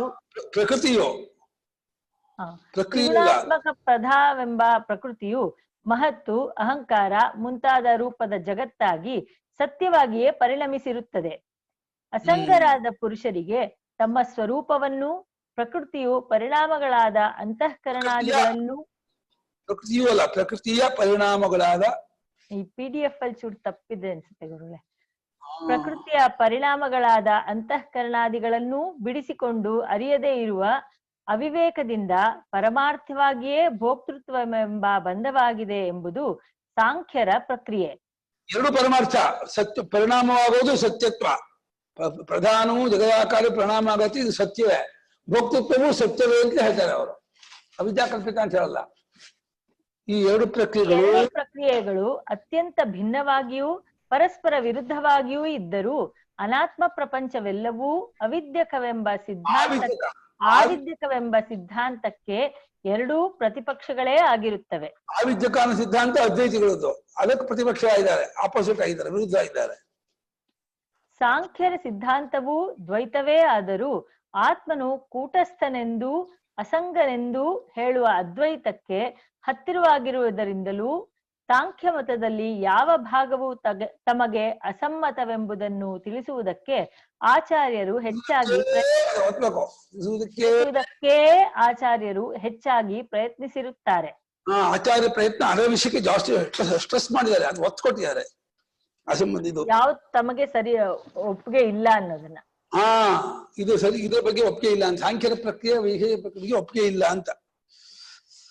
ಆತ್ಮನು ಕರ್ತೃ ಅಲ್ಲ, ಪ್ರಧಾನವೇ ಸಂಸಾರ ಮೋಕ್ಷಗಳಿಗೆ ಕರ್ತೃ. ಆದರೆ ಆತ್ಮನು ನಿಜವಾಗಿಯೂ ಸಂಸಾರ ಮೋಕ್ಷಗಳನ್ನು ಅನುಭವಿಸುವ ಭೋಕ್ತೃ ಆಗಿರುತ್ತಾನೆ ಎಂಬ ಸಾಂಖ್ಯರ ವಾದವನ್ನೇ ಮುಖ್ಯವಾಗಿ ಇಲ್ಲಿ ಖಂಡಿಸಿರುತ್ತದೆ. ಸಾಂಖ್ಯನ ಪ್ರಕ್ರಿಯೆ ಏನೆಂದರೆ, ಪ್ರಧಾನವು ಜಡವಾದ್ದರಿಂದ ಕೇಳ್ಕೊಳ್ಳಿ, ಸಾಂಖ್ಯ ಪ್ರಕ್ರಿಯೆ ಏನು ಹೇಳಿದ ಸ್ವಾಮಿಗಳು. ಪ್ರಧಾನವು ಜಡವಾದ್ದರಿಂದ ಮಹತ್ತು, ಅಹಂಕಾರ ಮುಂತಾದ ತತ್ವಾಂತರಗಳಾಗಿ ಪರಿಣಮಿಸಬಹುದು. ಅದು ಸಾವಯವವಾಗಿರುವುದರಿಂದ ಬೇರೆ ಬೇರೆ ರೂಪಗಳನ್ನು ಪಡೆಯುವ ಅಶುದ್ಧ ವಸ್ತುವಾಗಿರುತ್ತದೆ. ಮಣ್ಣು ಹಾಗೆ ಗಡಿಗೆ ಆಗುತ್ತೋ ಹಾಗೆ ಪ್ರಧಾನ ಸಾವಯವಾಗಿ ಮಹತ್ವ, ಅಹಂಕಾರ, ಪಂಚಭೂತಾದಿ ಪರಿಣಾಮ ಆಗುತ್ತೆ, ಹಾಲು ಮೊಸರಾಗಿ ಪರಿಣಾಮ ಆಗುತ್ತೆ ಅಂತಾರೆ. ಆತ್ಮನೇ ಸೃಷ್ಟಿಕರ್ತನಾಗಿ ಜಗದ್ರೂಪದಿಂದ ಪರಿಣಮಿಸುವನೆಂದರೆ ಅವನು ಜಡಸ್ವರೂಪನೂ ಸಾವಯವನೂ ಅನಿತ್ಯನೂ ಅಶುದ್ಧ ರೂಪನೂ ಆಗಬೇಕಾಗುವುದು. ಅಷ್ಟು ದೋಷ ಬರುತ್ತೆ. ಅವ್ರು ಏನಾದ್ರು ಆತ್ಮ ಸಾವಯವ ಅಂತಕೊಂಡ್ರೆ ಅವನು ಜಡ ಆಗ್ತಾನೆ, ಅನಿತ್ಯ ಆಗ್ತಾನೆ, ಅಶುದ್ಧನೂ ಆಗ್ತಾನೆ. ಆದರೆ ಆತ್ಮನು ಭೋಕ್ತೃ ಸ್ವರೂಪನಾಗುವಾಗಲೂ ಪರಿಣಮಿಸುವುದಿಲ್ಲವಾದ್ದರಿಂದ ಅಷ್ಟು ಮಾತ್ರದಿಂದ ಅವನಲ್ಲಿ ಯಾವ ದೋಷವೂ ಉಂಟಾಗುವಂತಿಲ್ಲ ಅಂತ ಅವ್ರು ಹೇಳ್ತಾರೆ. ಭೋಕ್ತವಾದಾಗ ಪರಿಣಾಮ ಇಲ್ಲದೇನೆ ಭೋಕ್ತವಾಗಿರ್ತಾನೆ, ಅದನ್ನ ದೋಷ ಬರಲ್ಲ ಅಂತ ಅವ್ರ ಸಮಾಧಾನ ಹೇಳ್ತಾರೆ. ಆದ್ದರಿಂದ ತರ್ಕಶುದ್ಧವಾಗಿರುವ ಸಾಂಖ್ಯ ಸಿದ್ಧಾಂತಕ್ಕನುಗುಣವಾಗಿ ಸೃಷ್ಟಿವಾಕ್ಯಗಳಿಗೆ ಅರ್ಥವನ್ನು ಮಾಡಬೇಕು. ಅರಸನಿಗೆ ಬೇಕಾದ ಕಾರ್ಯವನ್ನು ಮಾಡಿಕೊಡುವ ಅಧಿಕಾರಿಯನ್ನೂ ಅರಸನೆಂದು ಉಪಚಾರಕ್ಕೆ ಕರೆಯುವಂತೆ ಪುರುಷನಿಗೆ ಭೋಗ ಮೋಕ್ಷಗಳನ್ನುಂಟು ಮಾಡುವುದಕ್ಕಾಗಿ ಮಹದಾದಿ ರೂಪದಿಂದ ಪರಿಣಮಿಸುವ ಪ್ರಧಾನ ರೂಪವನ್ನೂ ಚೇತನವೆಂದು ಉಪಚಾರಕ್ಕೆ ಭಾವಿಸಿ ಶ್ರುತಿಯಲ್ಲಿ ಆಲೋಚನಾಪೂರ್ವಕವಾದ ದೃಷ್ಟಿಯನ್ನು ಹೇಳಿದೆ ಎಂದು ಕಲ್ಪಿಸುವುದು ಯುಕ್ತ. ಅದು ಶೋಕಾಮೇತ ಬಹುಶ್ಯಾಂ ಪ್ರಜಾಯೇತ ಅನ್ನೋದು ಆ ಪ್ರಧಾನವೇ ಆಲೋಚನೆ ಮಾಡ್ತು ಅರ್ಥ ಮಾಡ್ಬೇಕು ಅಂತ. ಸೈಖ್ಯತ ಇಮಾನು ಲೋಕ ಅಂದ್ರೆ ಯಾಕ್ಯಕ್ಕಲ್ಲ, ಆ ಸೃಜ್ಯಮಾನ ಆಕಾಶಾದಿಗಳ ಕ್ರಮದಿಂದ ಒಪ್ಕೊಂಡು ಪ್ರಧಾನ ಹಾಗಾಗೋದನ್ನೇ ಪ್ರಧಾನಕ್ಕೆ ಆರೋಪಿತ ಕರ್ತೃತ್ವದಿಂದ ಆಲೋಚನೆ ಮಾಡ್ತು, ವಿಚಾರ ಮಾಡ್ತು, ಯೋಚನೆ ಮಾಡ್ತು, ತಿಳ್ಕೊಳ್ತು ಅಂತ ಕಲ್ಪನೆ ಮಾಡಿ ಹೇಳಿರಿ ಅಂತ ಅವರ ಅರ್ಥ ಮನಸ್ಸೋರಿ ಅಂತಾರೆ. ಹಾಗಿಲ್ಲದಿದ್ದರೆ ಆತ್ಮನು ತಾನೇ ತನಗೆ ಬಂಧವನ್ನು ಸೃಷ್ಟಿಸಿಕೊಂಡನೆಂಬ ಅನಿಷ್ಟವೂ ಬಂದೊದಗುತ್ತದೆ. ವೇದಾಂತ ಹೇಳೋದು ಅವನೇ ಸೃಷ್ಟಿ ಮಾಡ್ಕೊಂಡ ಅಂತ ಆಗ್ಬಿಟ್ರೆ, ಬುದ್ಧಿಪೂರ್ವಕವಾಗಿ ತಾನೇ ಪ್ರಪಂಚ ಸೃಷ್ಟಿ ಮಾಡಿ ತಾನೇ ಸಿಕ್ಕಾಕೊಂಡ ಅಂತ ಆಗ್ಬಿಡತ್ತೆ. ಅದನ್ನ ಅವನು ಸೃಷ್ಟಿ ಮಾಡಿದ್ದು ಒಪ್ಪಬಾರದು ಅಂತ ಸಾಂಖ್ಯಲ ಇದು. ಇವಾಗ ಇದು ವೇದಾಂತ ಹೇಳ್ತಾರೆ. ಭೋಕ್ತೃತ್ವಗಳೆರಡೂ ಆವಿದ್ಯಕವೆಂಬ ವೇದಾಂತಿಯ ಅಭಿಮತವೇನೆಂದರೆ, ಕರ್ತೃತ್ವ ಭೋಕ್ತೃತ್ವಗಳೆರಡೂ ವಿಕಾರಗಳೇ ಆಗಿರುವಲ್ಲಿ ಕರ್ತೃತ್ವವು ಆವಿದ್ಯಕವೆಂದು ಒಪ್ಪಿಕೊಂಡು ಭೋಕ್ತೃತ್ವವು ಮಾತ್ರ ಪಾರಮಾರ್ಥಿಕವೆಂದು ಹೇಳುವುದಕ್ಕೆ ಯಾವ ಕಾರಣವೂ ಇರುವುದಿಲ್ಲ. ಒಂದ್ ಪಾಯಿಂಟ್, ಕರ್ತೃತ್ವ ಆವಿದ್ಯಕ ಭೋಕ್ತೃತ್ವ ಆವಿದ್ಯಕ ಅಲ್ಲ ಅನ್ನೋಕ್ಕಾಗಲ್ಲ. ಎರಡೂ ವಿಕಾರವಾದ್ರಿಂದ ಎರಡೂ ಆವಿದ್ಯಕವೇ ಹೊರತು ಕರ್ತೃತ್ವ ಆವಿದ್ಯಕ ಭೋಕ್ತೃತ್ವ ಅಂತ ಬರೋದಿಲ್ಲ. ಒಂದ್ ಪಾಯಿಂಟ್. ಆಮೇಲೆ ಭೋಕ್ತೃತ್ವವು ಬಂದಾಗಲೂ ಪುರುಷನು ದಾಸಿವಾಳದ ಹೂವಿನಿಂದ ಕೆಂಪಿನ ಸಂಪರ್ಕವನ್ನು ಪಡೆಯುವ ಸ್ಫಟಿಕದಂತೆ ತನ್ನ ಸ್ವರೂಪದಿಂದಲೇ ಇರುತ್ತಾನಾದ್ದರಿಂದ ಚಿನ್ಮಾತ್ರವೇ ಅವನ ತತ್ವವೆಂದಾಗುತ್ತದೆ. ಆದ್ದರಿಂದ ಭೋಕ್ತೃತ್ವವು ಪರಮಾರ್ಥವಾಗಿಯೇ ಆಗುವುದೆಂದರೂ ದೋಷ ಉಂಟಾಗುವುದಿಲ್ಲ. ಸಾಂಖ್ಯನ ಮತವು ಯುಕ್ತವಲ್ಲ. ಏಕೆಂದರೆ ಪ್ರಧಾನವು ಮಹದಾದಿಗಳಾಗಿ ಮಾರ್ಪಟ್ಟು ಮತ್ತೆ ಪ್ರಧಾನವೇ ಆಗುವಂತೆಯೇ ಪುರುಷನು ಭೋಗಕಾಲಕ್ಕೆ ಭೋಕ್ತೃವಾಗಿ ಮಾರ್ಪಟ್ಟು ಬಳಿಕ ಚಿನ್ಮಾತ್ರನೇ ಆಗುತ್ತಾನೆಂದು ಅವನು ಒಪ್ಪಿರುವುದರಿಂದ ಈ ಎರಡು ವಿಕಾರಗಳಲ್ಲಿ ಯಾವ ಹೆಚ್ಚು ಕಡಿಮೆಯನ್ನೂ ತರ್ಕದಿಂದ ಸಿದ್ಧಪಡಿಸುವುದಕ್ಕೆ ಆಗುವ ಹಾಗಿಲ್ಲ. ಪ್ರಧಾನ ಹೇಗೆ ವಿಷಯ ಪ್ರಧಾನ ಆಗತ್ತೋ, ಭೋಕ್ತೃ ಆಗಿ ಮತ್ತೆ ಚಿನ್ಮಾತ್ರನಾಗ್ತಾನೆ ಅಂದ್ರೆ ಅಲ್ಲಿ ವಿಕಾರ ಇಲ್ಲೂ ವಿಕಾರ ಆಗುತ್ತೆ, ಒಪ್ಕೊಳ್ಳೇಬೇಕು. ತರ್ಕದಲ್ಲಿ ಏನು ವ್ಯತ್ಯಾಸ ಇಲ್ಲ. ಅವಾಗ ಇದು ಸುಮ್ಮನೆ ದಾಶವಾದ ಹೋಗ್ಬಿಟ್ಟ ಕೆಂಪುತೋರ ಹಾಗೇನೆ ಆತ್ಮ ಹಾಗೆ ಇರ್ತಾನೆ ಅನ್ನೋದು ಕಲ್ಪನೆ ಆಗುತ್ತೆ. ಅಷ್ಟೊಂದು ಹೊಂದಲ್ಲ ನಿಮ್ ಪ್ರಕಾರ ಅದು. ಪುರುಷನು ಭೋಗ ಕಾಲದಲ್ಲಿಯೂ ಚಿನ್ಮಾತ್ರನೇ ಎಂದರಂತೂ ಪುರುಷನ ಭೋಕ್ತೃತ್ವವು ಕರ್ತೃತ್ವದಂತೆ ಆವಿದ್ಯಕವೇ ಆಗಿಬಿಡುತ್ತದೆ. ಎರಡನೇ ಪಾಯಿಂಟ್, ಭೋಗಕಾಲದೂ ಚಿನ್ಮಾತ್ರನೇ, ಭೋಗಕಾಲ ಇಲ್ಲ, ಭೋಕ್ತೃತ್ವ ಇಲ್ಲ ಅಂತ ಆಗುತ್ತೆ. ಅವಾಗ ಭೋಕ್ತೃತ್ವ ಆವಿದ್ಯಕ ಅಂತ ಆಗತ್ತೆ. ಆ ಕಾಲದಲ್ಲೂ ಅವ್ನು ಚಿನ್ಮಾತ್ರನೇ ನೀವು ಅನ್ನೋದಾದ್ರೆ ಅವ್ರ ಭೋಕ್ತೃತ್ವ ಆವಿದ್ಯಕ ಅಂತಾಗಿ ನಿಜವಾಗಿ ಭೋಕ್ತೃತ್ವ ಆತ್ಮನಿಗೆ ಇಲ್ಲ ಅಂತ ಆಗತ್ತೆ. ಅಥವಾ ಅದು ಪರಮಾರ್ಥವೇ ಎನ್ನುವುದಾದರೆ ಪ್ರಧಾನಕ್ಕೂ ಪರಮಾರ್ಥವಾದ ಭೋಕ್ತೃತ್ವವನ್ನೇ ಒಪ್ಪಬೇಕಾಗುತ್ತದೆ. ಪ್ರಧಾನ ಜಗದಾಗ ಪರಿಣಾಮ ಆಗೋದು ಭೋಕ್ತೃತ್ವ ಅಂತ ಹೇಳಿ, ಪರಿಣಾಮ ಆಕಾರ ಆಗೋದೇ ಭೋಕ್ತೃತ್ವ ಅಂದ್ರೆ ಪ್ರಧಾನ ಮಹದಾಜ್ಯಾಕಾರನ ಪಡೆಯೋದನ್ನ ಭೋಕ್ತೃತ್ವ ಯಾಕನ್ನಲ್ಲ. ಇದು ಮಾತ್ರ ಭೋಕ್ತೃತ್ವ ಆಕಾರ ಪಡೆಯೋ ಭೋಕ್ತೃತ್ವ ಅದ ಅಲ್ಲ ಅಂತ ಯಾಕಂತೀರಾ? ಮಾರ್ಪಾಡಾಗೋದು ವ್ಯತ್ಯಾಸ ಇದ್ದಾಗ ಒಂದು ಭೋಕ್ತೃತ್ವ ಒಂದಕ್ಕೆ ಇಲ್ಲ ಅಂತ ಹೇಳಿ ಬರೋದಿಲ್ಲ. ಭೋಗಕ್ಕೆ ಪ್ರಧಾನ ಪುರುಷರಿಬ್ಬರೂ ಬೇಕಾಗಿರುವುದರಿಂದ ಇಬ್ಬರೂ ಭೋಕ್ತೃಗಳೆಂದು ಒಪ್ಪಿದರೆ ಪುರುಷನಿಗೆ ಪ್ರಧಾನವು ಭೋಗವನ್ನು ಮೋಕ್ಷವನ್ನು ಉಂಟು ಮಾಡಿಕೊಡುತ್ತದೆ ಎಂದು ಪುರುಷನಿಗೆ ಮುಖ್ಯತ್ವವನ್ನು ಪ್ರಧಾನಕ್ಕೆ ಅವನ ಅಧೀನತ್ವವನ್ನು ಹೇಳುವುದು ತಪ್ಪಾಗುವುದು. ಇಬ್ಬರು ಭೋಕ್ತೃ ಒಪ್ಕೊಂಡ್ರೆ ಇಬ್ರು ಸ್ವತಂತ್ರ ಆಗ್ತಾರೆ. ಅವಾಗ ಇವನಿಗೆ ಅಧೀನ ಪ್ರಧಾನ ಅಂತ ಆಗೋದೇ ಇಲ್ಲ. ಪ್ರಧಾನಗೂ ಭೋಕ್ತೃ ಪುರುಷನಿಗೂ ಭೋಕ್ತೃ ಅಂತ ಅಂದ್ರೆ ಪುರುಷನಿಗೆ ಅಧೀನ ಯಾಕಾಗುತ್ತೆ? ಪ್ರಧಾನ ಅವ್ಯಕ್ತ ಮೂಲ ಪ್ರಕೃತಿ.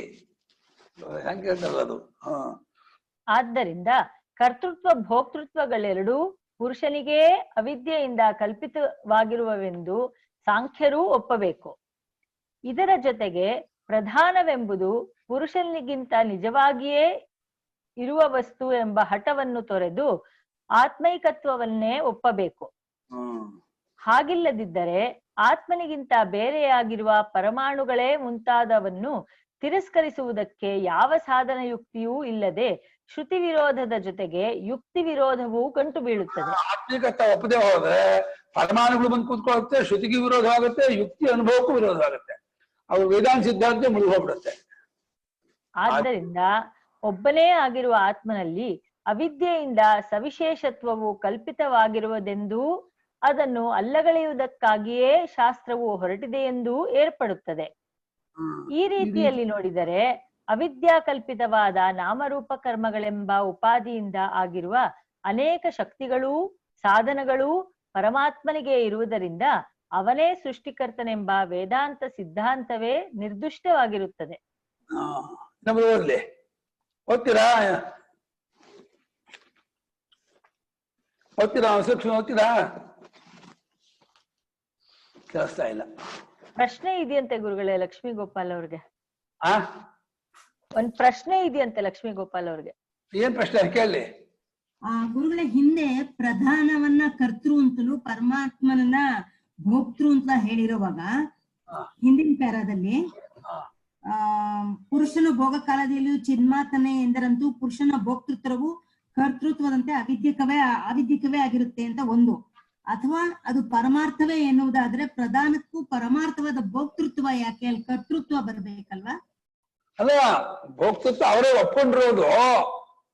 ಕರ್ತೃತ್ವ ಪುರುಷಂಗೆ ಭೋಕ್ತೃತ್ವ ಒಪ್ಪಿದ್ದಾರೆ, ಪ್ರಧಾನಕ್ಕೆ ಕರ್ತೃತ್ವ ಒಪ್ಕೊಂಡಿದಾರಲ್ಲ, ಭೋಕ್ತೃತ್ವ ಒಪ್ಕೋಬೇಕಾಗತ್ತೆ ಅಂತ ಇದ್ದಾರೆ. ಪರಿಣಾಮವಾಗುವುದನ್ನೇ ನೀವು ಕರ್ತೃತ್ವ ಭೋಕ್ತೃತ್ವ ಅನ್ನೋದಾದ್ರೆ ಪ್ರಧಾನಕ್ಕೂ ಭೋಕ್ತೃತ್ವ ಒಪ್ಕೊಳ್ಳಿ, ಅದು ಪರಿಣಾಮ ಆಗತ್ತಲ್ಲ.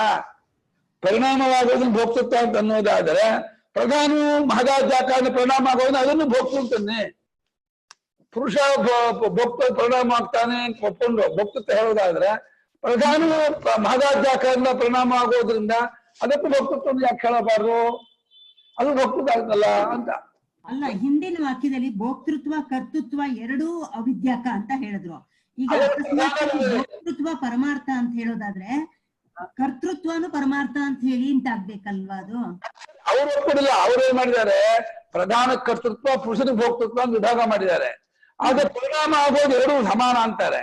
ಪರಿಣಾಮವಾಗೋದ್ರಿಂದ ಭೋಕ್ತೃತ್ವ ಅನ್ನೋದಾದ್ರೆ ಇದು ಪರಿಣಾಮ ಆಗೋದಕ್ಕೂ ಭೋಕ್ತೃತ್ವ ಒಪ್ಕೊಳ್ಳಿ ಅಂತ ಇದ್ದಾರೆ ಭಾಷೆಗಾರರು. ಅಂದ್ರೆ ಅವರು ಪರಿಣಾಮ ಆಗಿ ಭೋಕ್ತೃತ್ವ ಅನುಭವಿಸಲ್ಲ, ಪರಿಣಾಮ ಆಗೋದೇ ಭೋಕ್ತೃತ್ವ ಅಂತ ತಗೊಂಡ್ಬಿಡ್ತಾ ಇದ್ದಾರೆ. ಇಲ್ಲಿ ಪರಿಣಾಮವಾಗಿ ಭೋಕ್ತೃತ್ವ ಇರ್ತಾನೆ ಅಂತಾರೆ. ಆತ್ಮನು ಪರಿಣಾಮವಾದರೂ ಭೋಕ್ತೃತ್ವವನ್ನು ಕಲ್ಸ್ಕೊಳ್ಳೋದಿಲ್ಲ, ಭೋಕ್ತೃವಾಗಿ ಇದ್ಕೊಂಡು ಪರಿಣಾಮ ಆಗ್ತಾನೆ ಅಂತಾರೆ.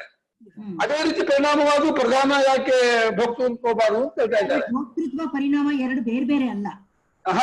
ಆಗಲ್ಲ, ಅದೆರಡೂ ಇದೆ ಅಂತ. ಎರಡು ಬರುತ್ತೆ, ಇಲ್ಲ ಎರಡೂ ಅವಿದ್ಯಕ. ಎರಡೂ ಅವಿದ್ಯಕ ಅಂದ್ರೆ ಪರವಾಗಿಲ್ಲ, ಓಕೆ. ಪುರುಷನ ಭೋಕ್ತೃತ್ವ ಯಾಕೆ ಏನು ಶಬ್ದ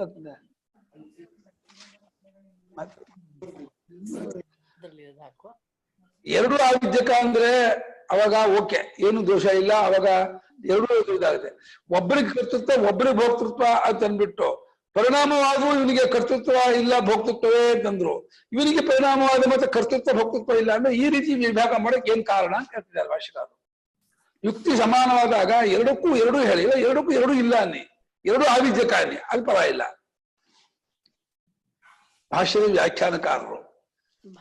ವ್ಯಾಖ್ಯಾನಕಾರರು ಭಾಷ್ಯಕ್ಕೆ ವ್ಯಾಖ್ಯಾನವನ್ನು ಬರೆದಿರುವವರು ಶ್ರೀಮದ್ ಆನಂದ ಜ್ಞಾನರೆಂದು ಆನಂದಾಶ್ರಮ ಮುದ್ರಣಾಲಯದಲ್ಲಿ ಪ್ರಕಟವಾಗಿರುವ ಪುಸ್ತಕದಲ್ಲಿ ಅಚ್ಚಾಗಿದೆಯಾದರೂ ಅದೇ ಪುಸ್ತಕದ ಕೊನೆಯಲ್ಲಿ ಪುಟ 76ರಲ್ಲಿ ಶ್ರೀಮತ್ ಕೈವಲ್ಯೇಂದ್ರ ಶಿಷ್ಯ ಜ್ಞಾನೇಂದ್ರ ಗುರುಚರಣ ಸೇವಿ ನಾರಾಯಣೇಂದ್ರ ಸರಸ್ವತಿ ವಿರಚಿತಂ ಪ್ರಶ್ನೋಪನಿಷದ್ ಭಾಷ್ಯ ವಿವರಣಂ ಸಮಾಪ್ತಂ ಎಂಬ ವಾಕ್ಯವು 5 ಹಸ್ತಪ್ರತಿಗಳಲ್ಲಿರುವುದಾಗಿ ಒಂದು ಟಿಪ್ಪಣಿಯನ್ನು ಕೊಟ್ಟಿರುತ್ತದೆ. ಆದ್ದರಿಂದ ವ್ಯಾಖ್ಯಾನಕಾರರು ನಾರಾಯಣೇಂದ್ರ ಸರಸ್ವತಿಗಳೆಂಬವರೆಂದು ಕೆಲವರ ಮತವಿತ್ತೆಂದು ತಿಳಿಯಬೇಕಾಗಿದೆ. ಈ ವ್ಯಾಖ್ಯಾನದಲ್ಲಿ ವಾಚಸ್ಪತಿ ಮಿಶ್ರರ ಸೂತ್ರಭಾಷ್ಯ ವ್ಯಾಖ್ಯಾನವಾದ ಭಾಮತಿಯನ್ನು ಶಂಕರಾನಂದರವರ ಉಪನಿಷದ್ ವ್ಯಾಖ್ಯಾನವನ್ನು ಪರಾಮರ್ಶಿಸಿರುವುದರಿಂದ ಈ ನಾರಾಯಣೇಂದ್ರ ಸರಸ್ವತಿಗಳು ಆಚಾರ್ಯರಿಗಿಂತ ಬಹಳ ಈಚಿನವರೆಂದು ತಾನೇ ಸ್ಪಷ್ಟವಾಗಿರುತ್ತದೆ. ತಾನೇ ಸ್ಪಷ್ಟವಾಗಿರುತ್ತದೆ. ಆದ್ದರಿಂದ ಈ ವ್ಯಾಖ್ಯಾನದಲ್ಲಿ ಸುಷುಪ್ತಿಯಲ್ಲಿ ಆನಂದಮಯ ಕೋಶವೆಂಬ ಹೆಸರಿನ ಅಜ್ಞಾನವಿರುವುದೆಂದು, ಓಂಕಾರೋಪಾಸನಾ ಪ್ರಕರಣದಲ್ಲಿ ಏಕಮಾತ್ರ ವಿಶಿಷ್ಟೋಂಕಾರಾಭಿಧ್ಯಾನವೆಂಬ ಭಾಷ್ಯಕ್ಕೆ ಏಕಮಾತ್ರಾತ್ಮಕವಾದ ಓಂಕಾರವು ಎಂದರೆ ಅಕಾರವು ಎಂದು ಬರೆದಿರುವ ಭಾಷ್ಯ ವಿರುದ್ಧಾಭಿಪ್ರಾಯವನ್ನು ನಾವು ಕೈಬಿಟ್ಟಿರುತ್ತೇವೆ. ಅಕಾರದ ಅಂತ ಭಾಷೆ ಮಾಡೋದನ್ನ ಹೇಳ್ಬಿಟ್ಟಿದೆ. ಅಂತ ಭಾಷೆ ಮಾಡೋದಿಲ್ಲ. ಓಂಕಾರದ ವ್ಯಾಪ್ತಿಯನ್ನು ಅಕಾರದ ವ್ಯಾಪ್ತಿ ಎಷ್ಟೋ ಅಷ್ಟೇ ಭಾವನೆ ಮಾಡಿದ್ರೆ ಅಕಾರದ ವ್ಯಾಪ್ತಿ ಆಗುತ್ತೆ. ಅಂತ ಭಾಷೆ ಮಾಡೋದನ್ನು ಒಪ್ಪಿಲ್ಲ. ಇವ್ರು ಹಾಗೆ ಮಾಡಿದ್ದಾರೆ. ಅಕಾರದ ಉಪಾಸನೆ ಉಕಾರದ ಉಪಾಸನೆ ಹಂಗ್ ಮಾಡಬಾರ್ದು. ಓಂಕಾರವನ್ನೇ ಅಕಾರದ ವ್ಯಾಪ್ತಿ ಎಷ್ಟೋ ಅಷ್ಟೇ ಉಪಾಸನೆ ಮಾಡಿದ್ರೆ ಅದು ಅಕಾರದ ಉಪಾಸನೆ ಆಗತ್ತೆ ಅಂತ ಹೇಳ್ತಿದ್ದಾರೆ ಹೊರತು ಉಪಾಸನೆ ಓಂಕಾರವನ್ನೇ ಮಾಡ್ಬೇಕು. ಇವ್ರು ಏನ್ ಮಾಡಿದ್ದಾರೆ, ಏಕಮಾತ್ರಾತ್ಮಕ ಓಂಕಾರವೆಂದ್ರೆ ಅಕಾರವು ಅರ್ಥ ಮಾಡಿ ಅಕಾರ ಉಪಾಸನೆ ಮಾಡೋದು ಮಾಡಿದ್ರೆ ಅಕಾರ ಉಪಾಸನೆ ಮಾಡಕ್ ಬರೋದಿಲ್ಲ. ಅಕಾರ ಉಕಾರ ಮಕಾರ ಹಾಗೆ ಮಾಡಕ್ ಬರೋದಿಲ್ಲ. ಓಂಕಾರಗಳ ಅರ್ಥವನ್ನ ತೆಗೆದುಕೊಳ್ಳುವಾಗ ಅಕಾರಕ್ಕೆ ಏನು ವ್ಯಾಪ್ತಿ ಇದೆಯೋ ಅಷ್ಟನ್ನು ಮಾತ್ರ ಓಂಕಾರ ತಂದ್ಕೊಂಡ್ರೆ ಅದು ಏಕಮಾತ್ರ ಓಂಕಾರೋಪಾಸನೆ ಆಗತ್ತೆ, ಅಕಾರ ಮಾತ್ರಾತ್ಮಕವಾದ ಓಂಕಾರೋಪಾಸನೆ ಆಗತ್ತೆ. ಹಾಗೆ ಅಕಾರ ಉಕಾರಗಳ ವ್ಯಾಪ್ತಿ ಎಷ್ಟೋ ಅಷ್ಟನ್ನೇ ಓಂಕಾರದ ಭಾವನೆ ಮಾಡಿದ್ರೆ ದ್ವಿಮಾತ್ರಾರೂಪವಾದ ಓಂಕಾರೋಪಾಸನೆ ಆಗತ್ತೆ ಅಂತ ಹಾಗೆ ಅರ್ಥ ಮಾಡ್ಬೇಕೆ ಹೊರತು ಆ ಉಪಾಸನೆ ಮಾಡೋದನ್ನು ಒಪ್ಪಿಲ್ಲ. ಅದನ್ನು ಕೈ ಬಿಟ್ಟಿದೀವಿ ಅಂತ ಈ ಕಾರಣ ಕೊಟ್ಟಿದ್ದಾರೆ. ಮುಂಡಕ ಭಾಷ್ಯ ವ್ಯಾಖ್ಯಾನದಲ್ಲಿಯೂ ಪೃಷ್ಠ ಭಾಷ್ಯ ವ್ಯಾಖ್ಯಾನದಲ್ಲಿಯೂ ವಿದ್ಯೋತು ಬಂತು. ಮತ್ತೆ ಯಾಕೆ ಹೀಗಾಗ್ತಿದೆ? ನಂದ ಅವ್ರದ್ದು ಮ್ಯೂಟ್ ಆಗೇ ಇದೆ. ಅವ್ರದ್ದು ಓದ್ತಿರೋದ ಇವರು ಅವ್ರು ಮ್ಯೂಟ್ ಆಗಿದೆ. ವಿಜಯಲಕ್ಷ್ಮಿ ಅಮ್ಮ ನಿಮ್ದು ಅವ್ರು ಅನ್ಮ್ಯೂಟ್ ಮಾಡಿದೀನಿ ಗುರುಗಳೇ. ಮಾಡಿ ಆಯ್ತು. ಮುಂಡಕ ಭಾಷ್ಯ ವ್ಯಾಖ್ಯಾನದಲ್ಲಿಯೂ ಪ್ರಶ್ನ ಭಾಷ್ಯ ವ್ಯಾಖ್ಯಾನದಲ್ಲಿಯೂ ಕಾಣಬರುವ ಸೃಷ್ಟಿ ವಿಚಾರದ ಅಭಿಪ್ರಾಯವನ್ನು ಪ್ರಸಂಗವಶದಿಂದ ಇಲ್ಲಿ ವಿಮರ್ಶಿಸುವುದು ಯುಕ್ತವೆಂದು ನಮಗೆ ತೋರುತ್ತದೆ. ಹೌದು. ಮುಂಡಕ ಭಾಷ್ಯದಲ್ಲಿ ಅಕ್ಷರವೆಂಬ ಹೆಸರಿನ ಪರಮ ಪುರುಷನಿಂದ ಪಂಚಭೂತೋತ್ಪತ್ತಿಯನ್ನು ವಿವರಿಸುವಾಗ ಶಬ್ದ, ಸ್ಪರ್ಶ, ರೂಪ, ರಸ, ಗಂಧ ಎಂಬ ಮುಂದಿನ ಗುಣಗಳು ಆಯಾ ಭೂತಗಳಲ್ಲಿ ಹಿಂದಿನ ಭೂತಗಳ ಗುಣಗಳೊಡನೆ ಕೂಡಿ ಇರುವವೆಂದು ಭಾಷ್ಯಕಾರರು ಬರೆದಿರುತ್ತಾರೆ. ಇದಲ್ಲೂ ಇದೆಯಲ್ಲ, ಭಾಗವತ ಅದೇ ವಿಚಾರ ಬಂತಲ್ಲ, ಹಿಂದಿನ ಗುಣ ಪೋಕೊಂಡು ಮುಂದಿನ ಭೂತ ಉತ್ಪತ್ತಿ ಆಗತ್ತೆ ಅಂತ ವಿಚಾರ ಅಲ್ಲೂ ಬಂತು, ಇಲ್ಲೂ ಬಂದುಕೊಂಡಿದ್ದಾರೆ. ದ್ವಿಗುಣ ವಾಯು, ತ್ರಿಗುಣಂ ತೇಜ, ಚತುರ್ಗುಣ ಆಪಹ ಅಂತ ಆ ರೀತಿ ತಗೊಂಡಿದ್ದಾರೆ. ಆಗ ವ್ಯಾಖ್ಯಾನಕಾರರು ಮೊದಲು ಸೂಕ್ಷ್ಮ ಭೂತಗಳು ಉಂಟಾಗಿ ಪಂಚೀಕರಣದಿಂದ ಸ್ಥೂಲ ಭೂತಗಳಾದ ಬಳಿಕ ಒಂದೊಂದು ಭೂತದಲ್ಲಿಯೂ 5 ಗುಣಗಳು ಏರ್ಪಡುವವೆಂದು ಛಾಂದೋಗ್ಯಾದಿಗಳಲ್ಲಿ ಹೇಳಿರುವಲ್ಲಿ ಈ ಭಾಷ್ಯದಲ್ಲಿ ಮಾತ್ರ ಮೊದಲಿನ ಸೃಷ್ಟಿಯಲ್ಲಿಯೇ ಆಕಾಶಕ್ಕೆ 1 ಗುಣ, ವಾಯುವಿಗೆ 2 ಗುಣ, ತೇಜಸ್ಸಿಗೆ 3 ಗುಣ ಎಂದು ಮುಂತಾಗಿ ಹೇಳಿರುವುದು ಪಂಚೀಕರಣ ಪ್ರಕ್ರಿಯೆಗೆ ವಿರುದ್ಧವಾಗಿದೆಯಾದರೂ ಭೂತ ಸೃಷ್ಟಿಯಲ್ಲಿ ಶ್ರುತಿಗೆ ತಾತ್ಪರ್ಯವಿಲ್ಲವೆಂಬುದನ್ನು ತಿಳಿಸುವುದಕ್ಕೆಂದು ಇಲ್ಲಿ ಬೇರೊಂದು ಪ್ರಕ್ರಿಯೆಯನ್ನು ಹೇಳಿರುವುದರಿಂದ ದೋಷವಿಲ್ಲ ಎಂದು ಭಾಷ್ಯ ವಾಕ್ಯಗಳಿಗೆ ಅವಿರೋಧವನ್ನು ಕಲ್ಪಿಸಿರುತ್ತಾರೆ. ಅವರು ವ್ಯಾಖ್ಯಾನಕಾರರು ಕಡಿಮೆ ಮಾಡಿದ್ದಾರೆ.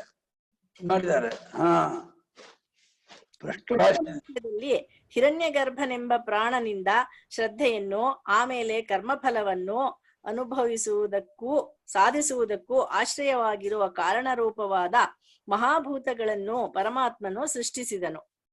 ಪಂಚಭೂತಗಳಲ್ಲಿ ಉತ್ತರೋತ್ತರವಾಗಿ ಒಂದೊಂದು ಗುಣವು ಹೆಚ್ಚುತ್ತಾ ಹೋಗಿರುತ್ತದೆ. ಇವುಗಳಿಂದಲೇ ಕರ್ಮೇಂದ್ರಿಯಗಳು, ಬುದ್ಧೀಂದ್ರಿಯಗಳು, ಮನಸ್ಸು ಆಗಿರುತ್ತದೆ ಎಂದು ಬರೆದಿರುತ್ತಾರೆ. ವ್ಯಾಖ್ಯಾನಕಾರರು ಇಲ್ಲಿ ಹಿರಣ್ಯಗರ್ಭ ಸೃಷ್ಟಿ ಎಂದರೆ ಹಿರಣ್ಯಗರ್ಭನಿಗೆ ಉಪಾಧಿಯಾದ ಸಮಷ್ಟಿ ಪ್ರಾಣವು ಸೂಕ್ಷ್ಮಭೂತಗಳಾದ ಮೇಲೆ ಪ್ರಾಣವನ್ನು ಸೂಕ್ಷ್ಮಭೂತಗಳಾದ ಮೇಲೆ ಪ್ರಾಣವನ್ನು ಆ ಬಳಿಕ ಪಂಚೀಕೃತವಾದ ಭೂತಗಳನ್ನು ಸೃಷ್ಟಿ ಮಾಡಿದನು ಎಂದು ಭಾಷ್ಯಕ್ಕೆ ಅರ್ಥವನ್ನು ಕಲ್ಪಿಸಬೇಕು. ಹಿರಣ್ಯಗರ್ಭನಿಗೂ ಉಪಾಧಿಯ ಪ್ರಾಣ ಸೂಕ್ಷ್ಮಭೂತಗಳಾದ ಪ್ರಾಣವನ್ನು ಹಿರಣ್ಯಗರ್ಭನಿಗೆ ಉಪಾಧಿಯಾದ ಸಮಷ್ಟಿ ಪ್ರಾಣ ಅಂತ. ಸಮಷ್ಟಿ ಪ್ರಾಣವೇ ಹಿರಣ್ಯಗರ್ಭ ಅಲ್ಲ, ಮತ್ತೆ ಅದು ಉಪಾಧಿ ಏನು? ಸಮಷ್ಟಿ ಪ್ರಾಣ ಸಮಷ್ಟಿ ಮನಸ್ಸೇ ಹಿರಣ್ಯಗರ್ಭ. ಉಪಾಧಿ ಅಂತಂದ್ರೆ ಏನಪ್ಪ? ಅದೇ ಅದ್ರ ಉಪಾಧಿ ಅಲ್ವಾ, ಅದಕ್ಕೊಂದು ಬೇರೆ ಬಂದು ದೇವತಾ ಅಂತ ತಗೊಂಡಾಗ ಉಪಾಧಿ ಅಂತ ಆಗತ್ತೆ. ನಮ್ಗೆ ಹೇಗೆ ಶರೀರದಲ್ಲಿ ಉಪಾಧಿಯೋ ಹಾಗೆ ಹಿರಣ್ಯಗರ್ಭನ ಜೀವ ಚೇತನ ಅಂತ ತಗೊಂಡಾಗ ಅವನಿಗೆ ಸಮಷ್ಟಿ ಪ್ರಾಣ ಉಪಾಧಿ ಅಂತ ಆಗತ್ತೆ. ಹಂಗ್ ಮಾಡ್ಕೋಬೇಕಷ್ಟೇ. ಹಾಗಿಲ್ಲದಿದ್ದರೆ ಭೂತಗಳ ಕಾರ್ಯವಾದ ಪ್ರಾಣವು ಭೂತಗಳಿಗಿಂತ ಮೊದಲೇ ಸೃಷ್ಟವಾಯಿತೆಂದು ಭಾಷ್ಯಕಾರರು ವಿರುದ್ಧೋಕ್ತಿಯನ್ನು ಆಡಿದವರಾಗುವರು. ಹಾಗಾದರೆ ಸ್ಥೂಲ ಭೂತಗಳಾದ ಮೇಲೆ ಇಂದ್ರಿಯ ಮನಸ್ಸುಗಳ ಸೃಷ್ಟಿಯನ್ನು ಹೇಳಿದಂತಾಗಿ ವಿರುದ್ಧ ವಚನವಾಗುವುದಿಲ್ಲವೇ? ಎಂದಾಗುವ ಶರೀರವನ್ನು ಆಶ್ರಯಿಸಿಕೊಂಡೇ ಇಂದ್ರಿಯ ಮನಸ್ಸುಗಳು ಕೆಲಸ ಮಾಡಬೇಕಾಗಿರುವುದರಿಂದ ಈ ಕ್ರಮವನ್ನು ಹೇಳಿದೆ ಎಂದು ತಿಳಿಯಬೇಕು. ನಾನು ಹೇಳಿದೆ ಎಂದು ತಿಳಿಯಬೇಕು ಎಂಬ ಅರ್ಥದ ವಾಕ್ಯಗಳನ್ನು ಬರೆದಿರುತ್ತಾರೆ. ಹ್ಮ್ ಎರಡು ವ್ಯಾಖ್ಯಾನಗಳು ಒಂದಕ್ಕೊಂದು ವಿರುದ್ಧವಾಗಿರುವವೆಂಬುದನ್ನು ವಾಚಕರು ಮೊದಲು ಮನದಂದುಕೊಳ್ಳಬೇಕು. ಮುಂಡಕ ವ್ಯಾಖ್ಯಾನದಲ್ಲಿ ಭಾಷ್ಯವು ಪಂಚೀಕರಣ ಪ್ರಕ್ರಿಯೆಗೆ ವಿರುದ್ಧವಾಗಿದೆ ಎಂದು ಕಂಠೋಕ್ತವಾಗಿ ಹೇಳಿರುತ್ತದೆ. ಪ್ರಶ್ನ ವ್ಯಾಖ್ಯಾನದಲ್ಲಿ ಪಂಚೀಕರಣಕ್ಕೆ ಅನುಗುಣವಾಗಿಯೇ ಭಾಷ್ಯಕ್ಕೆ ಅರ್ಥವನ್ನು ಮಾಡಿರುತ್ತದೆ. ವ್ಯಾಖ್ಯಾನದಲ್ಲಿ ಮುಂಡಕ ವ್ಯಾಖ್ಯಾನ ಭಾಗದಲ್ಲಿ ಭಾಷ್ಯವು ಪಂಚೀಕರಣ ಪ್ರಕ್ರಿಯೆ ವಿರುದ್ಧವಾಗಿದೆ ಅಂತ ಹೇಳಿದ್ದಾರೆ. ಮುಂಡಕ ವ್ಯಾಖ್ಯಾನದಲ್ಲಿ ಭಾಷ್ಯವು ಪಂಚೀಕರಣ ಪ್ರಕ್ರಿಯೆ ವಿರುದ್ಧವಾಗಿದೆ ಎಂದು ಕಂಠೋಕ್ತ ಬರೆದಿದೆ ಅಂತೆ. ಶಾಂಕರ ಭಾಷ್ಯವನ್ನು ಗ್ರಂಥಾಂತರದ ಶಾಂಕರ ಭಾಷ್ಯಕ್ಕೆ ಹೋಲಿಸಿ ಏಕವಾಕ್ಯತೆಯನ್ನು ಕಲ್ಪಿಸುವ ಪ್ರಯತ್ನವು ಈ ಎರಡು ವ್ಯಾಖ್ಯಾನಗಳಲ್ಲಿಯೂ ಕಂಡು ಬರುವುದಿಲ್ಲ. ಸೂತ್ರ ಭಾಷ್ಯಕ್ಕೆ ಹೋಲಿಸ್ಕೊಂಡಿದ್ದೆ ಗೊತ್ತಾಗ್ತಿತ್ತು ಅಂತ. ಗ್ರಂಥಾಂತರದ ಶಾಂಕರ ಭಾಷ್ಯ ಅಂದ್ರೆ ಯಾವುದು ಗುರುಗಳೇ? ಗ್ರಂಥಾಂತರದ ಶಾಂಕರ ಭಾಷ್ಯ ಅಂದ್ರೆ ಸೂತ್ರ ಭಾಷ್ಯ ಬೃಹದಾರಣ್ಯಕ. ಅದಕ್ಕೆ ಶಾಂಕರ ಭಾಷ್ಯಕ್ಕೆ ಹೋಲಿಸ್ಕೊಂಡಿದ್ರೆ ಅವರಿಗೆ ಏಕವಾಕ್ಯತೆ ಬರ್ತಾ ಇತ್ತು ಅಂತ. ಇಲ್ಲಿ ಉಪನಿಷತ್ತಿನ ಶಂಕರ ಭಾಷ್ಯ ಅಂದ್ರೆ ಮುಂಡಕದ್ದು. ಮುಂಡಕ ಪ್ರಶ್ನ ಅದು ಎಷ್ಟೆಷ್ಟಕ್ಕೆ ಇಟ್ಕೊಂಡು ಅವರು ಇದು ಮುಂಡಕ ಪ್ರಶ್ನ ಭಾಷ್ಯದಲ್ಲಿ ವ್ಯಾಖ್ಯಾನಕಾರರು ಪಂಚೀಕರಣ ಪ್ರಕ್ರಿಯೆ ವಿರುದ್ಧ ಅಂತ ಹೇಳಿದ್ದಾರೆ. ಗ್ರಂಥಾಂತರ ಅಂದ್ರೆ ಸೂತ್ರ ಭಾಷ್ಯ ಬೃಹದಾರಣ್ಯಕ. ಬೃಹದಾರಣ್ಯಕದಲ್ಲಿ ಏಕವಾಕ್ಯತೆ ಮಾಡಿದ್ದಾರೆ, ಎಲ್ಲ ಹೊಂದು ಮಾಡಿದ್ದಾರೆ ತೋರಿಸ್ತಾರೆ ಸ್ವಾಮಿಗಳು. ಸರಿ. ಸೃಷ್ಟಿಯನ್ನು ಪ್ರತಿಪಾದಿಸುವುದರಲ್ಲಿ ಶ್ರುತಿಗೆ ಪರಮ ತಾತ್ಪರ್ಯವಿಲ್ಲವೆಂದು ಭಾಷ್ಯಕಾರರು ಬರೆದಿರುತ್ತಾರಾದರೂ ಆಕಾಶಾದಿ ಸೃಷ್ಟಿ ವಚನಗಳು ಪರಸ್ಪರ ವಿರುದ್ಧವಲ್ಲವೆಂದು ಬಾದರಾಯಣರು ತೋರಿಸಿಕೊಟ್ಟಿರುತ್ತಾರೆಂದು ಶ್ರುತಿಗಳು ಪರಸ್ಪರ ವಿರುದ್ಧವಾಗಿರುವುದರಿಂದ ಅವೈದಿಕರ ಪಕ್ಷಗಳಂತೆ ವೇದಾಂತಿಗಳ ಪಕ್ಷವೂ ಅಪ್ರಮಾಣವೆಂಬ ಶಂಕೆಯನ್ನು ಪರಿಹರಿಸುವುದಕ್ಕಾಗಿ ಅವರು ಸೃಷ್ಟಿಕ್ರಮವನ್ನು ಅಂಗೀಕರಿಸಿರುತ್ತಾರೆಂದೂ ಸೂತ್ರ ಭಾಷ್ಯದಲ್ಲಿ ಅವರು ವಿವರಿಸುತ್ತಾರಾದ್ದರಿಂದಲೂ ಭಾಷ್ಯಗತ ಸೃಷ್ಟಿ ವಾಕ್ಯಗಳನ್ನು ಸಮರಸವಾಗಿ ಮಾಡಿಕೊಳ್ಳುವುದು ಅವಶ್ಯವಾಗಿರುತ್ತದೆ. ಇದು ಸ್ಟೇಟ್ಮೆಂಟ್ ಇದು. ಭಾಷ್ಯಗತವಾಗಿರ್ತಕ್ಕಂಥ ಸೃಷ್ಟಿ ವಾಕ್ಯಗಳನ್ನ ಸಮರಸ ಮಾಡ್ಕೋಬೇಕೇ ಹೊರತು ಅದು ಮುಂಡಕದ್ದು ಪಂಚೀಕರಣ ಪ್ರಕ್ರಿಯೆ ವಿರುದ್ಧ ಇದು ಇದಕ್ಕೆ ಹಾಗೆಲ್ಲ ಮಾಡ್ಕೋಬಾರದು ಹೊಂದಿಸ್ತಾರೆ. ಈ ದೃಷ್ಟಿಯಿಂದ ನೋಡುವಾಗ ತೋರುವುದೇನೆಂದರೆ ಮುಂಡಕ ಭಾಷ್ಯದಲ್ಲಿ ಜಗತ್ ಸೃಷ್ಟಿಯ ಕ್ರಮವನ್ನು ಹೇಳುವುದಕ್ಕೆ ಶ್ರುತಿಯು ಬರೆದಿರುವುದೆಂಬ ಸ್ಪಷ್ಟೋಕ್ತಿ ಇದೆ. ಅಲ್ಲಿ ಅವ್ಯಾಕೃತದಿಂದ ಪ್ರಾಣ ಅಥವಾ ಹಿರಣ್ಯಗರ್ಭನಿಂದ ಮನಸ್ಸಿನಿಂದ ಆಕಾಶಾದಿಭೂತ ಪಂಚಕ, ಆ ಬಳಿಕ ಅಂಡಕ್ರಮದಿಂದ ಭೂರಾದಿ ಲೋಕಗಳು, ಹೀಗೆ ಒಂದರಿಂದ ಒಂದು ಆದವು ಎಂದು ಹೇಳಿರುತ್ತದೆ. ಇದರಂತೆ ಭಾಷ್ಯದಲ್ಲಿಯೂ ಪ್ರಾಣಾದಿ ಕಲೆಗಳ ಸೃಷ್ಟಿಕ್ರಮವನ್ನು ಶ್ರುತಿಯಲ್ಲಿ ಹೇಳಿದೆ ಎಂದೇ ಬರೆದಿರುತ್ತದೆ. ಅಲ್ಲಿ ಹಿರಣ್ಯಗರ್ಭ, ಶ್ರದ್ಧೆ, ಪಂಚಭೂತಗಳು, ಇಂದ್ರಿಯಗಳು, ಮನಸ್ಸು ಹೀಗೆ ಸೃಷ್ಟಿಯಾಯಿತೆಂದು ವರ್ಣಿಸಿರುತ್ತದೆ. ಎರಡು ಶ್ರುತಿಗಳಿಗೂ ಏಕವಾಕ್ಯತೆಯಾಗುವುದು ಕಷ್ಟ. ಅಲ್ಲಿ ಮುಂಚೆ ಮನಸ್ಸು ಹೇಳಿದೆ, ಇಲ್ಲಿ ಆಮೇಲೆ ಮನಸ್ಸು ಹೇಳಿದೆ. ಪಂಚಭೂತ ಆದ್ಮೇಲೆ ಮನಸ್ಸು ಹೇಳಿದೆ, ಇಲ್ಲಿ ಅಲ್ಲಿ ಪಂಚಭೂತಕ್ಕಿಂತ ಮುಂಚೆ ಮನಸ್ಸು ಹೇಳಿದೆ. ಇದನ್ನು ಏಕವಾಕ್ಯತೆ ಮಾಡ್ತೀರಾ, ಕಷ್ಟ ಆಗತ್ತಲ್ಲ ಅಂತ ಏಕವಾಕ್ಯತೆ ಮಾಡ್ತೀರ ಸ್ವಾಮಿಗಳು.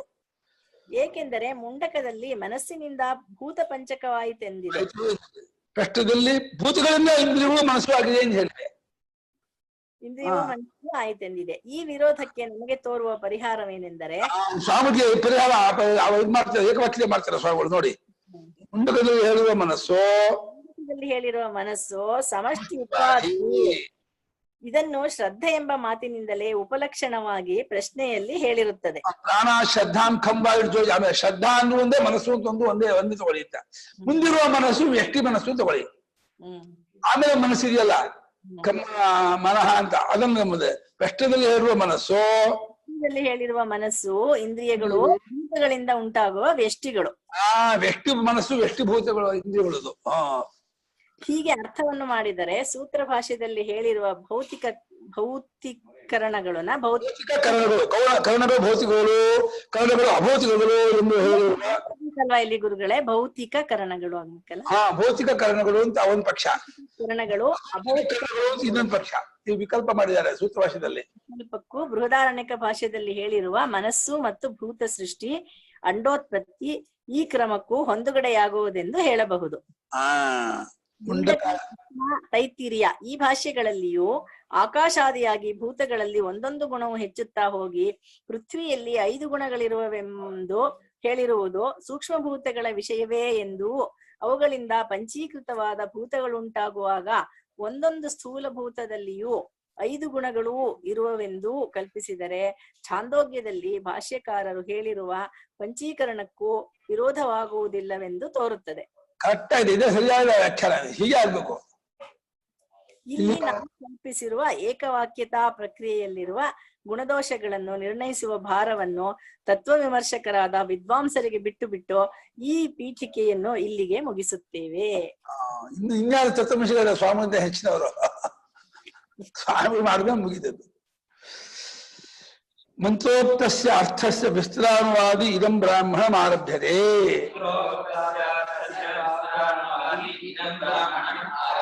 ಮಂತ್ರ ಅಂದ್ರೆ ಮುಂಡಕ, ಮಂತ್ರದ ಉಕ್ತ ಅಂದ್ರೆ ಹೇಳಿದ್ದಾಗಿರುವ ಅರ್ಥ ಅಂದ್ರೆ ವಿಚಾರ.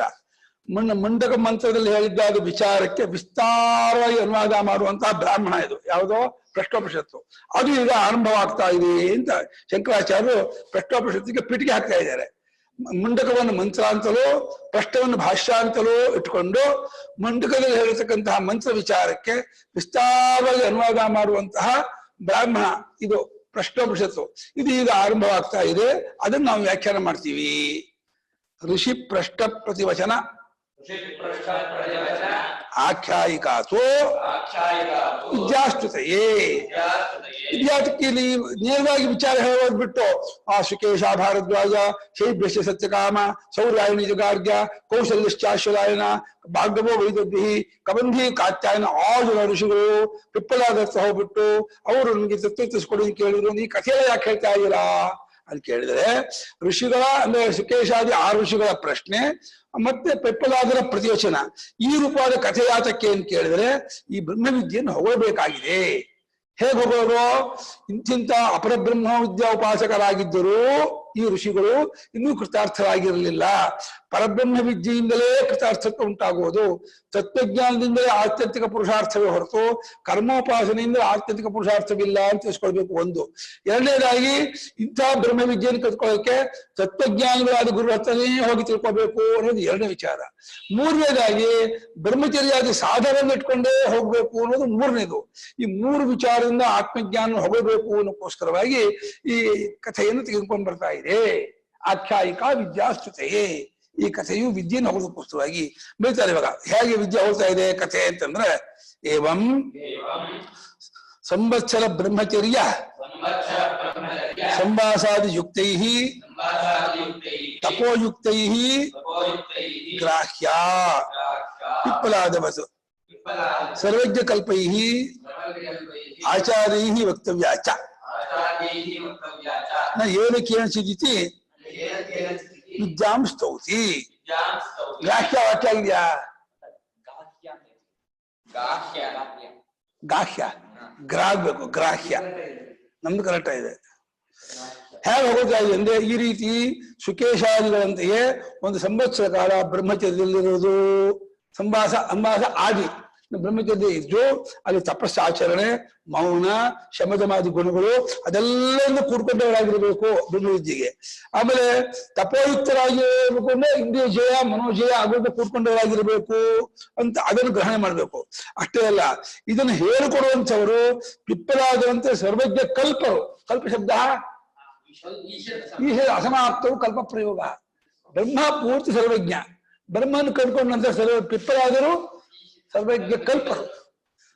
ತತ್ವಜ್ಞಾನಿಗಳಾಗಿರ್ತಕ್ಕಂತಹ ಪಿಪ್ಪಲಾದರಂತಿರುವಂತವರತರೇ ಹೋಗಿ ಅಲ್ಲಿ ಶಬ್ದಮಾದಿ ಗುಣಗಳಿಂದ ಕೂರ್ಕೊಂಡಿದ್ದು ಬ್ರಹ್ಮಚರ್ಯಾದಿ ವಾಸವನ್ನು ಮಾಡಿ ಭಗವದ್ಭಕ್ತಿ ಅಂತರ್ಮುಖತೆ ಬೆಳೆಸ್ಕೊಂಡು ಆಮೇಲೆ ಇದನ್ನು ಕಳ್ಕೋಬೇಕು. ಅಂಥವ್ರು ಹೇಳ್ಕೊಡ್ಬೇಕು ಅಂತ. ಸರ್ವಜ್ಞ ಕಲ್ಪೈ ಆಚಾರ್ಯೈ ವಕ್ತವ್ಯ, ಏತೈ ಬ್ರಹ್ಮಚರ್ಯಾದಿ ಸಾಧನಯುಕ್ತೈ ವಸಿತವ್ಯ. ಬ್ರಹ್ಮಚರ್ಯಾದಿ ಸಾಧನೆ ಕೂಡ್ಕೊಂಡವರಾಗಿ ವಾಸ ಮಾಡ್ಕೊಂಡಿರ್ಬೇಕು. ಸರ್ವಜ್ಞ ಕಲ್ಪರಾಗಿರುವಂತಹ ಪಿಪ್ಪಲಾದಂಥವರಿಂದ ಹೇಳಪಡಬೇಕು ಅನ್ನೋದು ಈ ವಿದ್ಯೆಯ ಒಂದು ಪ್ರಶಂಸೆ. ವಿದ್ಯಾಂ ಸ್ತೌತಿ ಅಂತ ಏಳಕ್ಕೆ ಯಾರಾದ್ರೂ ಬೀದು ಹೋಗೋರು, ವೇದಾಂತ ಪುಡಿ ಗ್ರಂಥ ಓದ್ಕೊಂಡವರು, ಬರೀ ಶಬ್ದಜ್ಞಾನವನ್ನು ಪಡ್ಕೊಂಡವರಿಂದ ನಾವು ವೇದಾಂತ ವಿಚಾರ ಕೇಳಿದ್ರೆ ನಮಗೆ ಇದು ಅನುಭವಯುಕ್ತವಾಗಿ ನಮಗೆ ನಡೆಯೋದಿಲ್ಲ. ನಮ್ಮಲ್ಲೂ ಯೋಗ್ಯತೆ ಬಿಡಬೇಕು, ತತ್ವಜ್ಞಾನಿಯತ್ತಾನು ಹೋಗ್ಬೇಕು. ಅವರಲ್ಲಿ ಶಬ್ದವಾದಿಗಳಿಂದ ನಾವು ಅವರಿದ್ದು ಸೇವೆ ಮಾಡಿ ಸಾಧನೆ ಮಾಡಿ ತತ್ವಜ್ಞಾನ ಪಡ್ಕೋಬೇಕು ಅನ್ನೋದು ಈ ವಿದ್ಯೆಯನ್ನ ಅವಳಕ್ಕೋಸ್ಕರ ಹೇಳ್ತಾ ಇರ್ತಕ್ಕಂತಹ ವಾಕ್ಯ. ಇದು ವಿದ್ಯಾಂ ಸ್ತೌತಿ ಇತಿರೋದು ಹೇಳ್ತಾ ಇದೆ ಎಂಬ ರೀತಿಯಾಗಿ ಈ ಕಾಲದಿಂದ ವಿದ್ಯೆಯನ್ನು ಹೊಗಳ್ತಾ ಇದೆ. ಬ್ರಹ್ಮಚರ್ಯಾದಿ ಸಾಧನ ಸೂಚನಾ ಚ ತತ್ಕರ್ತವ್ಯತಾ ಸ್ಯಾತ್. ತೇಷಾಮೇವ ಬ್ರಹ್ಮಚರ್ಯ ಯೇಷಾಂ ತಪೋ ಬ್ರಹ್ಮಚರ್ಯಂ ಯೇಷು ಸತ್ಯಂ ಪ್ರತಿಷ್ಠಿತಂ ಅಂತ ಅದು ಸತ್ಯೇನ ಲಭ್ಯ ತಪಸಾ ಕೇಶ ಆತ್ಮ ಸಮ್ಯಜ್ಞಾನೇನ ಬ್ರಹ್ಮಚರ್ಯೇನ ನಿತ್ಯಂ ಅಂತ ಮುಂಡಕದಲ್ಲಿದೆ. ಅದನ್ನೇ ಪ್ರಶ್ನೋಪನಿಷತ್ತಿನಲ್ಲಿ ತೇಷಾಮೇವೈಷ ಬ್ರಹ್ಮಲೋಕ ಏಷಾಂತಪೋ ಬ್ರಹ್ಮಚರ್ಯಂ ಯೇಷು ಸತ್ಯಂ ಪ್ರತಿಷ್ಠಿತಂ ಅಂತ ವಿವರಣೆ ಮಾಡಿದೆ. ಯಾರಲ್ಲಿ ಸತ್ಯ, ತಪಸ್ಸು, ಅಹಿಂಸೆ, ಬ್ರಹ್ಮಚರ್ಯಾದಿಗಳು ಚೆನ್ನಾಗಿ ಉಳ್ಕೊಂಡಿದೆಯೋ ಅವರಿಗೆ ಈ ಬ್ರಹ್ಮಜ್ಞಾನ ಉಂಟಾಗುವುದು ಅಂತ ಹೇಳಿ ಇನ್ನೂ ಹೇಳಿದೆ. ಬ್ರಹ್ಮಚರ್ಯವೇ ಮುಂತಾದ ಸಾಧನೆಗಳನ್ನು ಸೂಚಿಸ್ತಾ ಇರುವುದರಿಂದಲೂ ತತ್ಕರ್ತವ್ಯತಾ ತೇಷಾಂ ಕರ್ತವ್ಯತಾ ಅವುಗಳನ್ನು ಅವಶ್ಯವಾಗಿ ನಾವು ಸಾಧಿಸ್ಕೋಬೇಕು, ಅವುಗಳನ್ನು ಚೆನ್ನಾಗಿ ಉಳಿಸ್ಕೋಬೇಕು. ಅವು ಎಷ್ಟು ಚೆನ್ನಾಗಿ ನಮ್ಮ ಮೇಲೆ ಊರ್ಕೊಳತ್ತೋ ಅಷ್ಟು ಬೇಗ ನಾವು ತತ್ವಜ್ಞಾನಕ್ಕೆ ನಾವು ಅಧಿಕಾರಿಗಳಾಗ್ತೀವಿ, ಹತ್ತಿರವಾಗ್ತೀವಿ ಅನ್ನೋ ಕಾರಣದಿಂದ ಅದನ್ನು ಅವಶ್ಯವಾಗಿ ನಾವು ಪಾಲಿಸ್ಕೋಬೇಕು ಅನ್ನೋದನ್ನು ಕೂಡ ಹೇಳ್ತಾ ಇದೆ. ಅದು ಬಹಳ ಮುಖ್ಯವಾದದ್ದು ಎಂದು ತಿಳಿಸ್ಕೊಡ್ತಾ ಇದೆ. ಇದನ್ನು ಮಂತ್ರ ಓದೋಣ. ಓಂ ಸುಕೇಶಾಚ ಭಾರದ್ವಾಜ ಶೈಭ್ಯಶ್ಚ ಸತ್ಯಕಾಮಃ ಶೌರ್ಯಾಯಿಣೀ ಚ ಗಾರ್ಗ್ಯಃ ಕೌಸಲ್ಯಶ್ಚಾಶ್ವಲಾಯನಃ ಭಾರ್ಗವೋ ವೈದರ್ಭಿಃ ಕಬಂಧೀ ಕಾತ್ಯಾಯನಃ ತೇ ಹೈತೆ ಬ್ರಹ್ಮಪರಾಃ ಬ್ರಹ್ಮನಿಷ್ಠಾಃ तं ब्रह्मान्वेषमाणाः एषः वै तत्सर्वं वक्ष्यतीति येह सवित्प्राणयो भगवन्तं पिप्पलादमुपसन्नाः भारद्वाजः शैभ्यश्च सत्यकामः शौर्यायिणी च गार्ग्यः कौसल्यश्चाश्वलायनः भार्गवो वैदर्भिः कबन्धी कात्यायनः ते हैते ब्रह्मपरा ब्रह्मनिष्ठाः परं ब्रह्मान्वेषमाणाः एषः वै तत्सर्वं वक्ष्यतीति येह सवित्प्राणयो भगवन्तं पिप्पलादमुपसन्नाः. ಸುಕೇಶಾಂತ ಹೆಸರಿಂದ ಪ್ರಸಿದ್ಧನಾದವನು ಶೈಭ್ಯಃ ಚ ಶೌರ್ಯಾಯಿಣೀ ಚ ಕೌಸಲ್ಯಃ ಚ ಆಶ್ವಲಾಯನಃ ಭಾರ್ಗವಃ ವೈದರ್ಭಿಃ ಕಬಂಧೀ ಕಾತ್ಯಾಯನಃ ते ह एते ते ह एते ते ह एते ब्रह्मपराः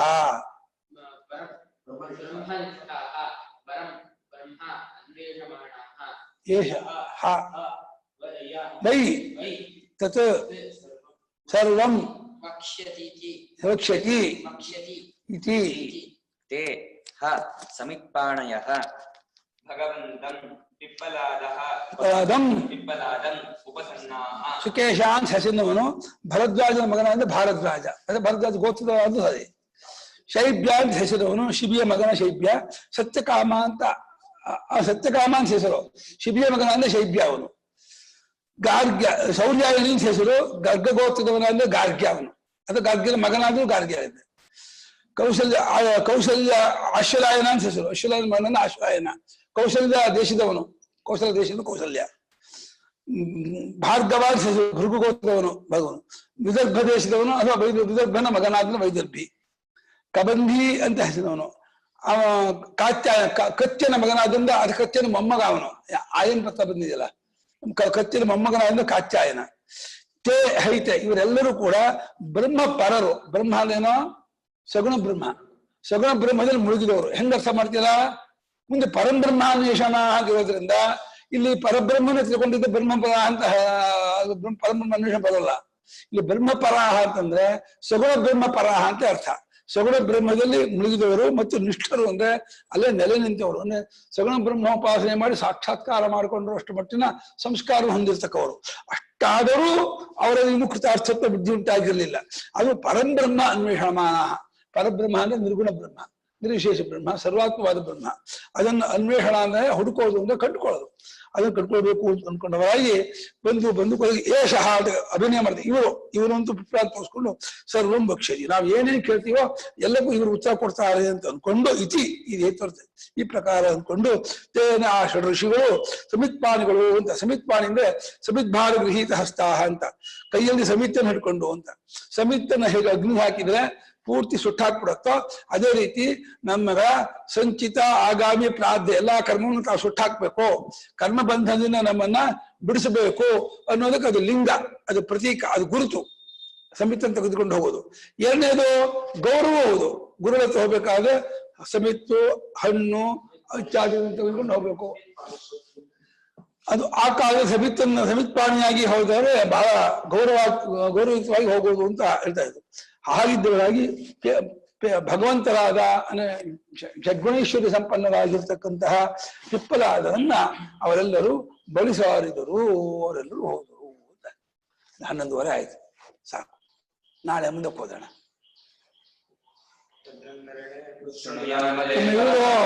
ಇದನ್ನ ಹೇಳ್ಬೇಕಾಯ್ತು ಅಂತ, ಅಷ್ಟಾವಕ್ರ ಗೀತೆ ಹೇಳ್ಬೇಕಾಯ್ತು, ಪ್ರಶ್ನೋಪನಿಷತ್ ಬೇರೆ ಆಯ್ತು ಅಂತ. ಅಷ್ಟಾವಕ್ರ ಗೀತೆ ಎಲ್ಲ ಪುಸ್ತಕನೂ ಇಲ್ಲ. ಆಮೇಲೆ ಅಷ್ಟಾವಕ್ರ ಗೀತೆ ಎಷ್ಟರ ಮಟ್ಟಿಗೆ ಇದಾಗುತ್ತೆ ಅಂತ ಗೊತ್ತಿಲ್ಲ. ನಾನು ನೋಡಿದ್ದೀನಿ, ನಂಗೇನು ಅಷ್ಟೊಂದು ಪ್ರಶಸ್ತ ಅಂತ ಅನಿಸ್ತಿಲ್ಲ. ಆಮೇಲೆ ಸ್ವಲ್ಪ ಸರಳವಾಗಿಯೂ ಇದೆ, ಅದು ಕನ್ನಡದಲ್ಲೇ ಇದೆ. ಆ ಪ್ರಣವಾನಂದ ಅಂತ ಒಬ್ರು ಅನುವಾದ ಮಾಡಿದ್ದಾರೆ, ನಮ್ಗೆ ತರಿಸ್ಕೊಟ್ಟಿದೆ ಅಲ್ಲಮ್ಮ ಲಕ್ಷ್ಮಮ್ಮ, ತರಿಸ್ಕೊಟ್ಟಿ ಜ್ಞಾಪಕಪ್ಪ ಮತ್ತೆ ಇದೆ ಅಲ್ವಾ? ಅಷ್ಟಾವಕ್ರ ಗೀತೆ ಅದು ಮಹಾಭಾರತದಲ್ಲಿ ಏನು ಬರಲ್ಲ, ಅದು ಎಲ್ಲಿದ್ದು ಅಂತ ಮೂಲ ಗೊತ್ತಿಲ್ಲ. ಅವ್ರನ್ನ ಫೋನ್ ಮಾಡಿ ಕೇಳಿದೆ, ಪ್ರಸಿದ್ಧಿಯಪ್ಪ ಎಲ್ಲಿದೆ ನನಗೂ ಗೊತ್ತಿಲ್ಲ ಅಂದ್ರು. ಇಲ್ಲಿ ಸರ್ವಜ್ಞ ಕಲ್ಪರು ಅಂತ ಪಿಪ್ಪಲಾದ್ರಿಗೆ ಹೇಳ್ತಾರಲ್ಲ, ಅಂದ್ರೆ ಸರ್ವಜ್ಞರಲ್ಲ, ಸರ್ವಜ್ಞ ಕಲ್ಪರು ಅಂತ ಪಿಪ್ಪಲಾದ್ರಿಗೆ ಹೇಳ್ತಾರಲ್ಲ, ಅಂದ್ರೆ ಅವ್ರು ಸರ್ವಜ್ಞರಿಗಿಂತ ಒಂಚೂರು ಕಡಿಮೆ ಅಂತ ತಾನೆ. ಕೇಳಿಸೋದಿಲ್ಲ, ಸ್ಪಷ್ಟ ಕೇಳಿಸೋದಿಲ್ಲ ಅರ್ಥ. ಮೈಕ್ ಹಚ್ಚ ಕೇಳಿಸೋದಿಲ್ಲ, ಅಕ್ಷರ ಎಲ್ಲ ಕಲಬೆರಕೆ ಆಗ್ತಾ ಇದೆ. ಸರ್ವಜ್ಞ ಆಶ್ರಮಕ್ಕೆ ಬಂದ್ಬಿಡ್ತಾರೆ ಗುರುಗಳೇ. ಅಲ್ಲ ಕಲ್ಪ ಅಂತ,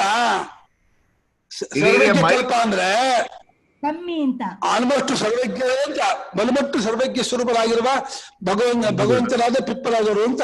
ಪಿಪ್ಪಲಾದ ವಿಶೇಷಣ, ಸರ್ವಜ್ಞ ಕಲ್ಪರು ಅಂತ. ಅಲ್ಲ ಅದನ್ನೇ ಕೇಳಿದ್ದು. ಜ್ಞಾನಿಗಳ ಹತ್ರ ಹೋಗ್ಬೇಕು ಅಂತಾರೆ, ಜ್ಞಾನಿಗಳಿಗಿಂತ ಸ್ವಲ್ಪ ಕಮ್ಮಿ ಆಗಿರೋರನ್ನ ಯಾಕೆ ಪಿಪ್ಪಲಾದರನ್ನ ವಿವರಿಸಿದ್ರು ಅಂತ ಕೇಳಿದೆ. ಭಗವಂತನಿಗಿಂತ ಕಮ್ಮಿಯಿಂದ ಜ್ಞಾನಿಗಿಂತ ಕಮ್ಮಿ ಇಲ್ಲ.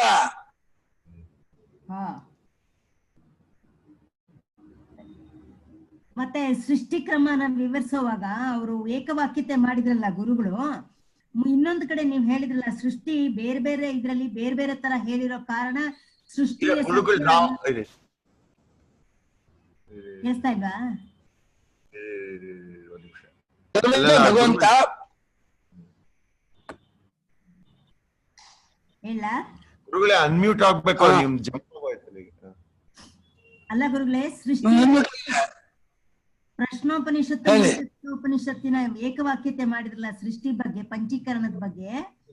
ಅದಕ್ಕೆ ಇನ್ನೊಂದು ಕಡೆ ಹೇಳಿದ್ರಲ್ಲ, ಸೃಷ್ಟಿಯ ಬೇರೆ ಬೇರೆ ಉಪನಿಷತ್ತಲ್ಲಿ ಬೇರೆ ಬೇರೆ ತರ ಹೇಳಿರೋ ಕಾರಣನೇ ಸೃಷ್ಟಿ ಸತ್ಯ ಅಲ್ಲ ಅನ್ನೋದನ್ನ ಪ್ರಚುರ. ಏಕವಾಕ್ಯತೆ ಮಾಡೋದು ಒಂದು ಶಾಸ್ತ್ರಾರ್ಥ. ಯಾಕೆ ಈ ರೀತಿ ಬೇರೆ ಬೇರೆ ಹೇಳ್ತೀವಿ ಅಂತಂದ್ರೆ ಸೃಷ್ಟಿ ತಾತ್ಪರ್ಯವಿಲ್ಲ, ಅದು ಅವಾಂತ ತಾತ್ಪರ್ಯ. ಅದು ಅಲ್ಲಿ ಎರಡು ವಾಕ್ಯಕ್ಕೆ ವಿರೋಧ ಇಲ್ಲ. ಸೃಷ್ಟಿಯಲ್ಲಿ ತಾತ್ಪರ್ಯವಿಲ್ಲ ಅಂತ ಹೇಳೋದಕ್ಕೋಸ್ಕರ ಬೇರೆ ಬೇರೆ ತರ ಹೇಳುತ್ತೆ ಅಂತ. ಆದ್ರೆ ನಿಮ್ಮ ಶ್ರುತಿಗಳ ಪರಸ್ಪರ ವಿರೋಧ, ಕೃತಿಗಳ ಪರಸ್ಪರ ವಿರೋಧದಿಂದ ಅಗ್ರಾಹ್ಯ ಅಂದ್ರೆ ನಿಮ್ಮ ಶ್ರುತಿಗಳಲ್ಲೂ ಪರಸ್ಪರ ವಿರೋಧದಿಂದ ಅಗ್ರಾಹ್ಯ ಅಂತ ಯಾಕಾಗಬಾರ್ದು ಅಂದ್ರೆ ಅದಕ್ಕೆ ಏಕವಾಕ್ಯತೆ ಮಾಡಬಹುದು ಅಂತ ಅದೊಂದು ಪ್ರಕಾರ. ಸೃಷ್ಟಿವಾಕ್ಯಗಳಿಗೆ ಏಕವಾಕ್ಯತೆ ಮಾಡಬಹುದು ಅನ್ನೋದು ಸೂತ್ರ ಭಾಷೆಯ ಶೈಲಿ.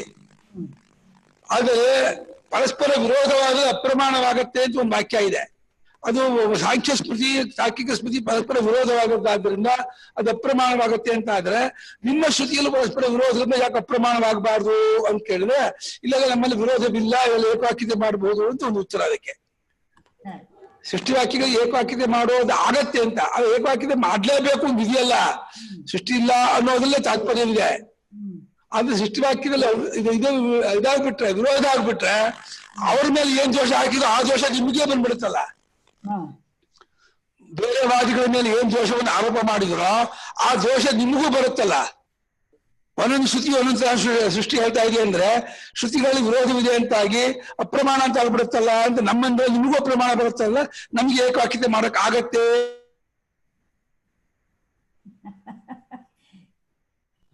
ಈ ಏಕವಾಕ್ಯತೆ ಮಾಡಕ್ಕಾಗತ್ತೆ ಅನ್ನೋದು ಕೂಡ ಮಾಡುವವರ ಒಂದು ತಾರ್ಕಿಕ ಶಕ್ತಿಯ ಮೇಲೆ ಅವಲಂಬಿತವಾಗಿರುತ್ತೆ.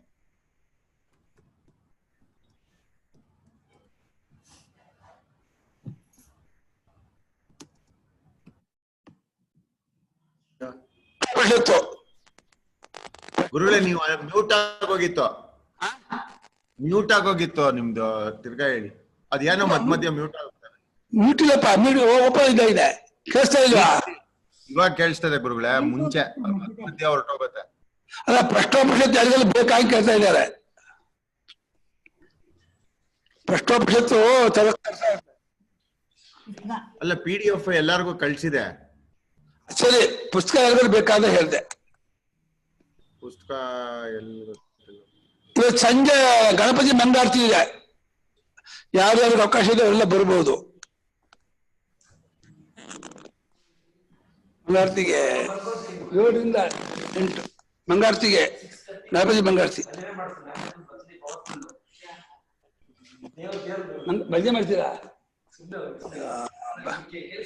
ಭಜನೆ ಮಾಡೋದು ಯಾರು ಇಲ್ಲ ಈ ವರ್ಷ, ಬರೀ ಹುಡುಗರೇ ಇರೋದು. ಇನ್ಯಾರು ಹೊರಗಡೆ 4-5 ಜನ ಬಂದೇ ಬರ್ಬೋದು ಅಷ್ಟೇ, ಇನ್ಯಾರು ಬರ್ತಾರೆ? ಸಾಫ್ಟ್ವೇರ್ ಸಮರ್ಥ ಯಾರೋ ಬರಲ್ಲ ಗುರುಗಳೇ ಅವರು? ಯಾರ? ಇಲ್ಲ ಸಮರ್ಥ ಸಾಫ್ಟ್ವೇರ್ ಇಲ್ಲ, ಅವರೆಲ್ಲ ಮತ್ತೂರ್ಲಿದ್ದಾರೆ, ಎಲ್ಲ ವರ್ಕ್ ಫ್ರಮ್ ಹೋಮ್ ಮಾಡ್ತಾ ಇದ್ದಾರೆ ಮತ್ತೂರ್ಲಿದ್ದು. ತುಂಬಾ ಜನ ಊರಿಗೆ ಹೋಗಿದ್ದಾರೆ.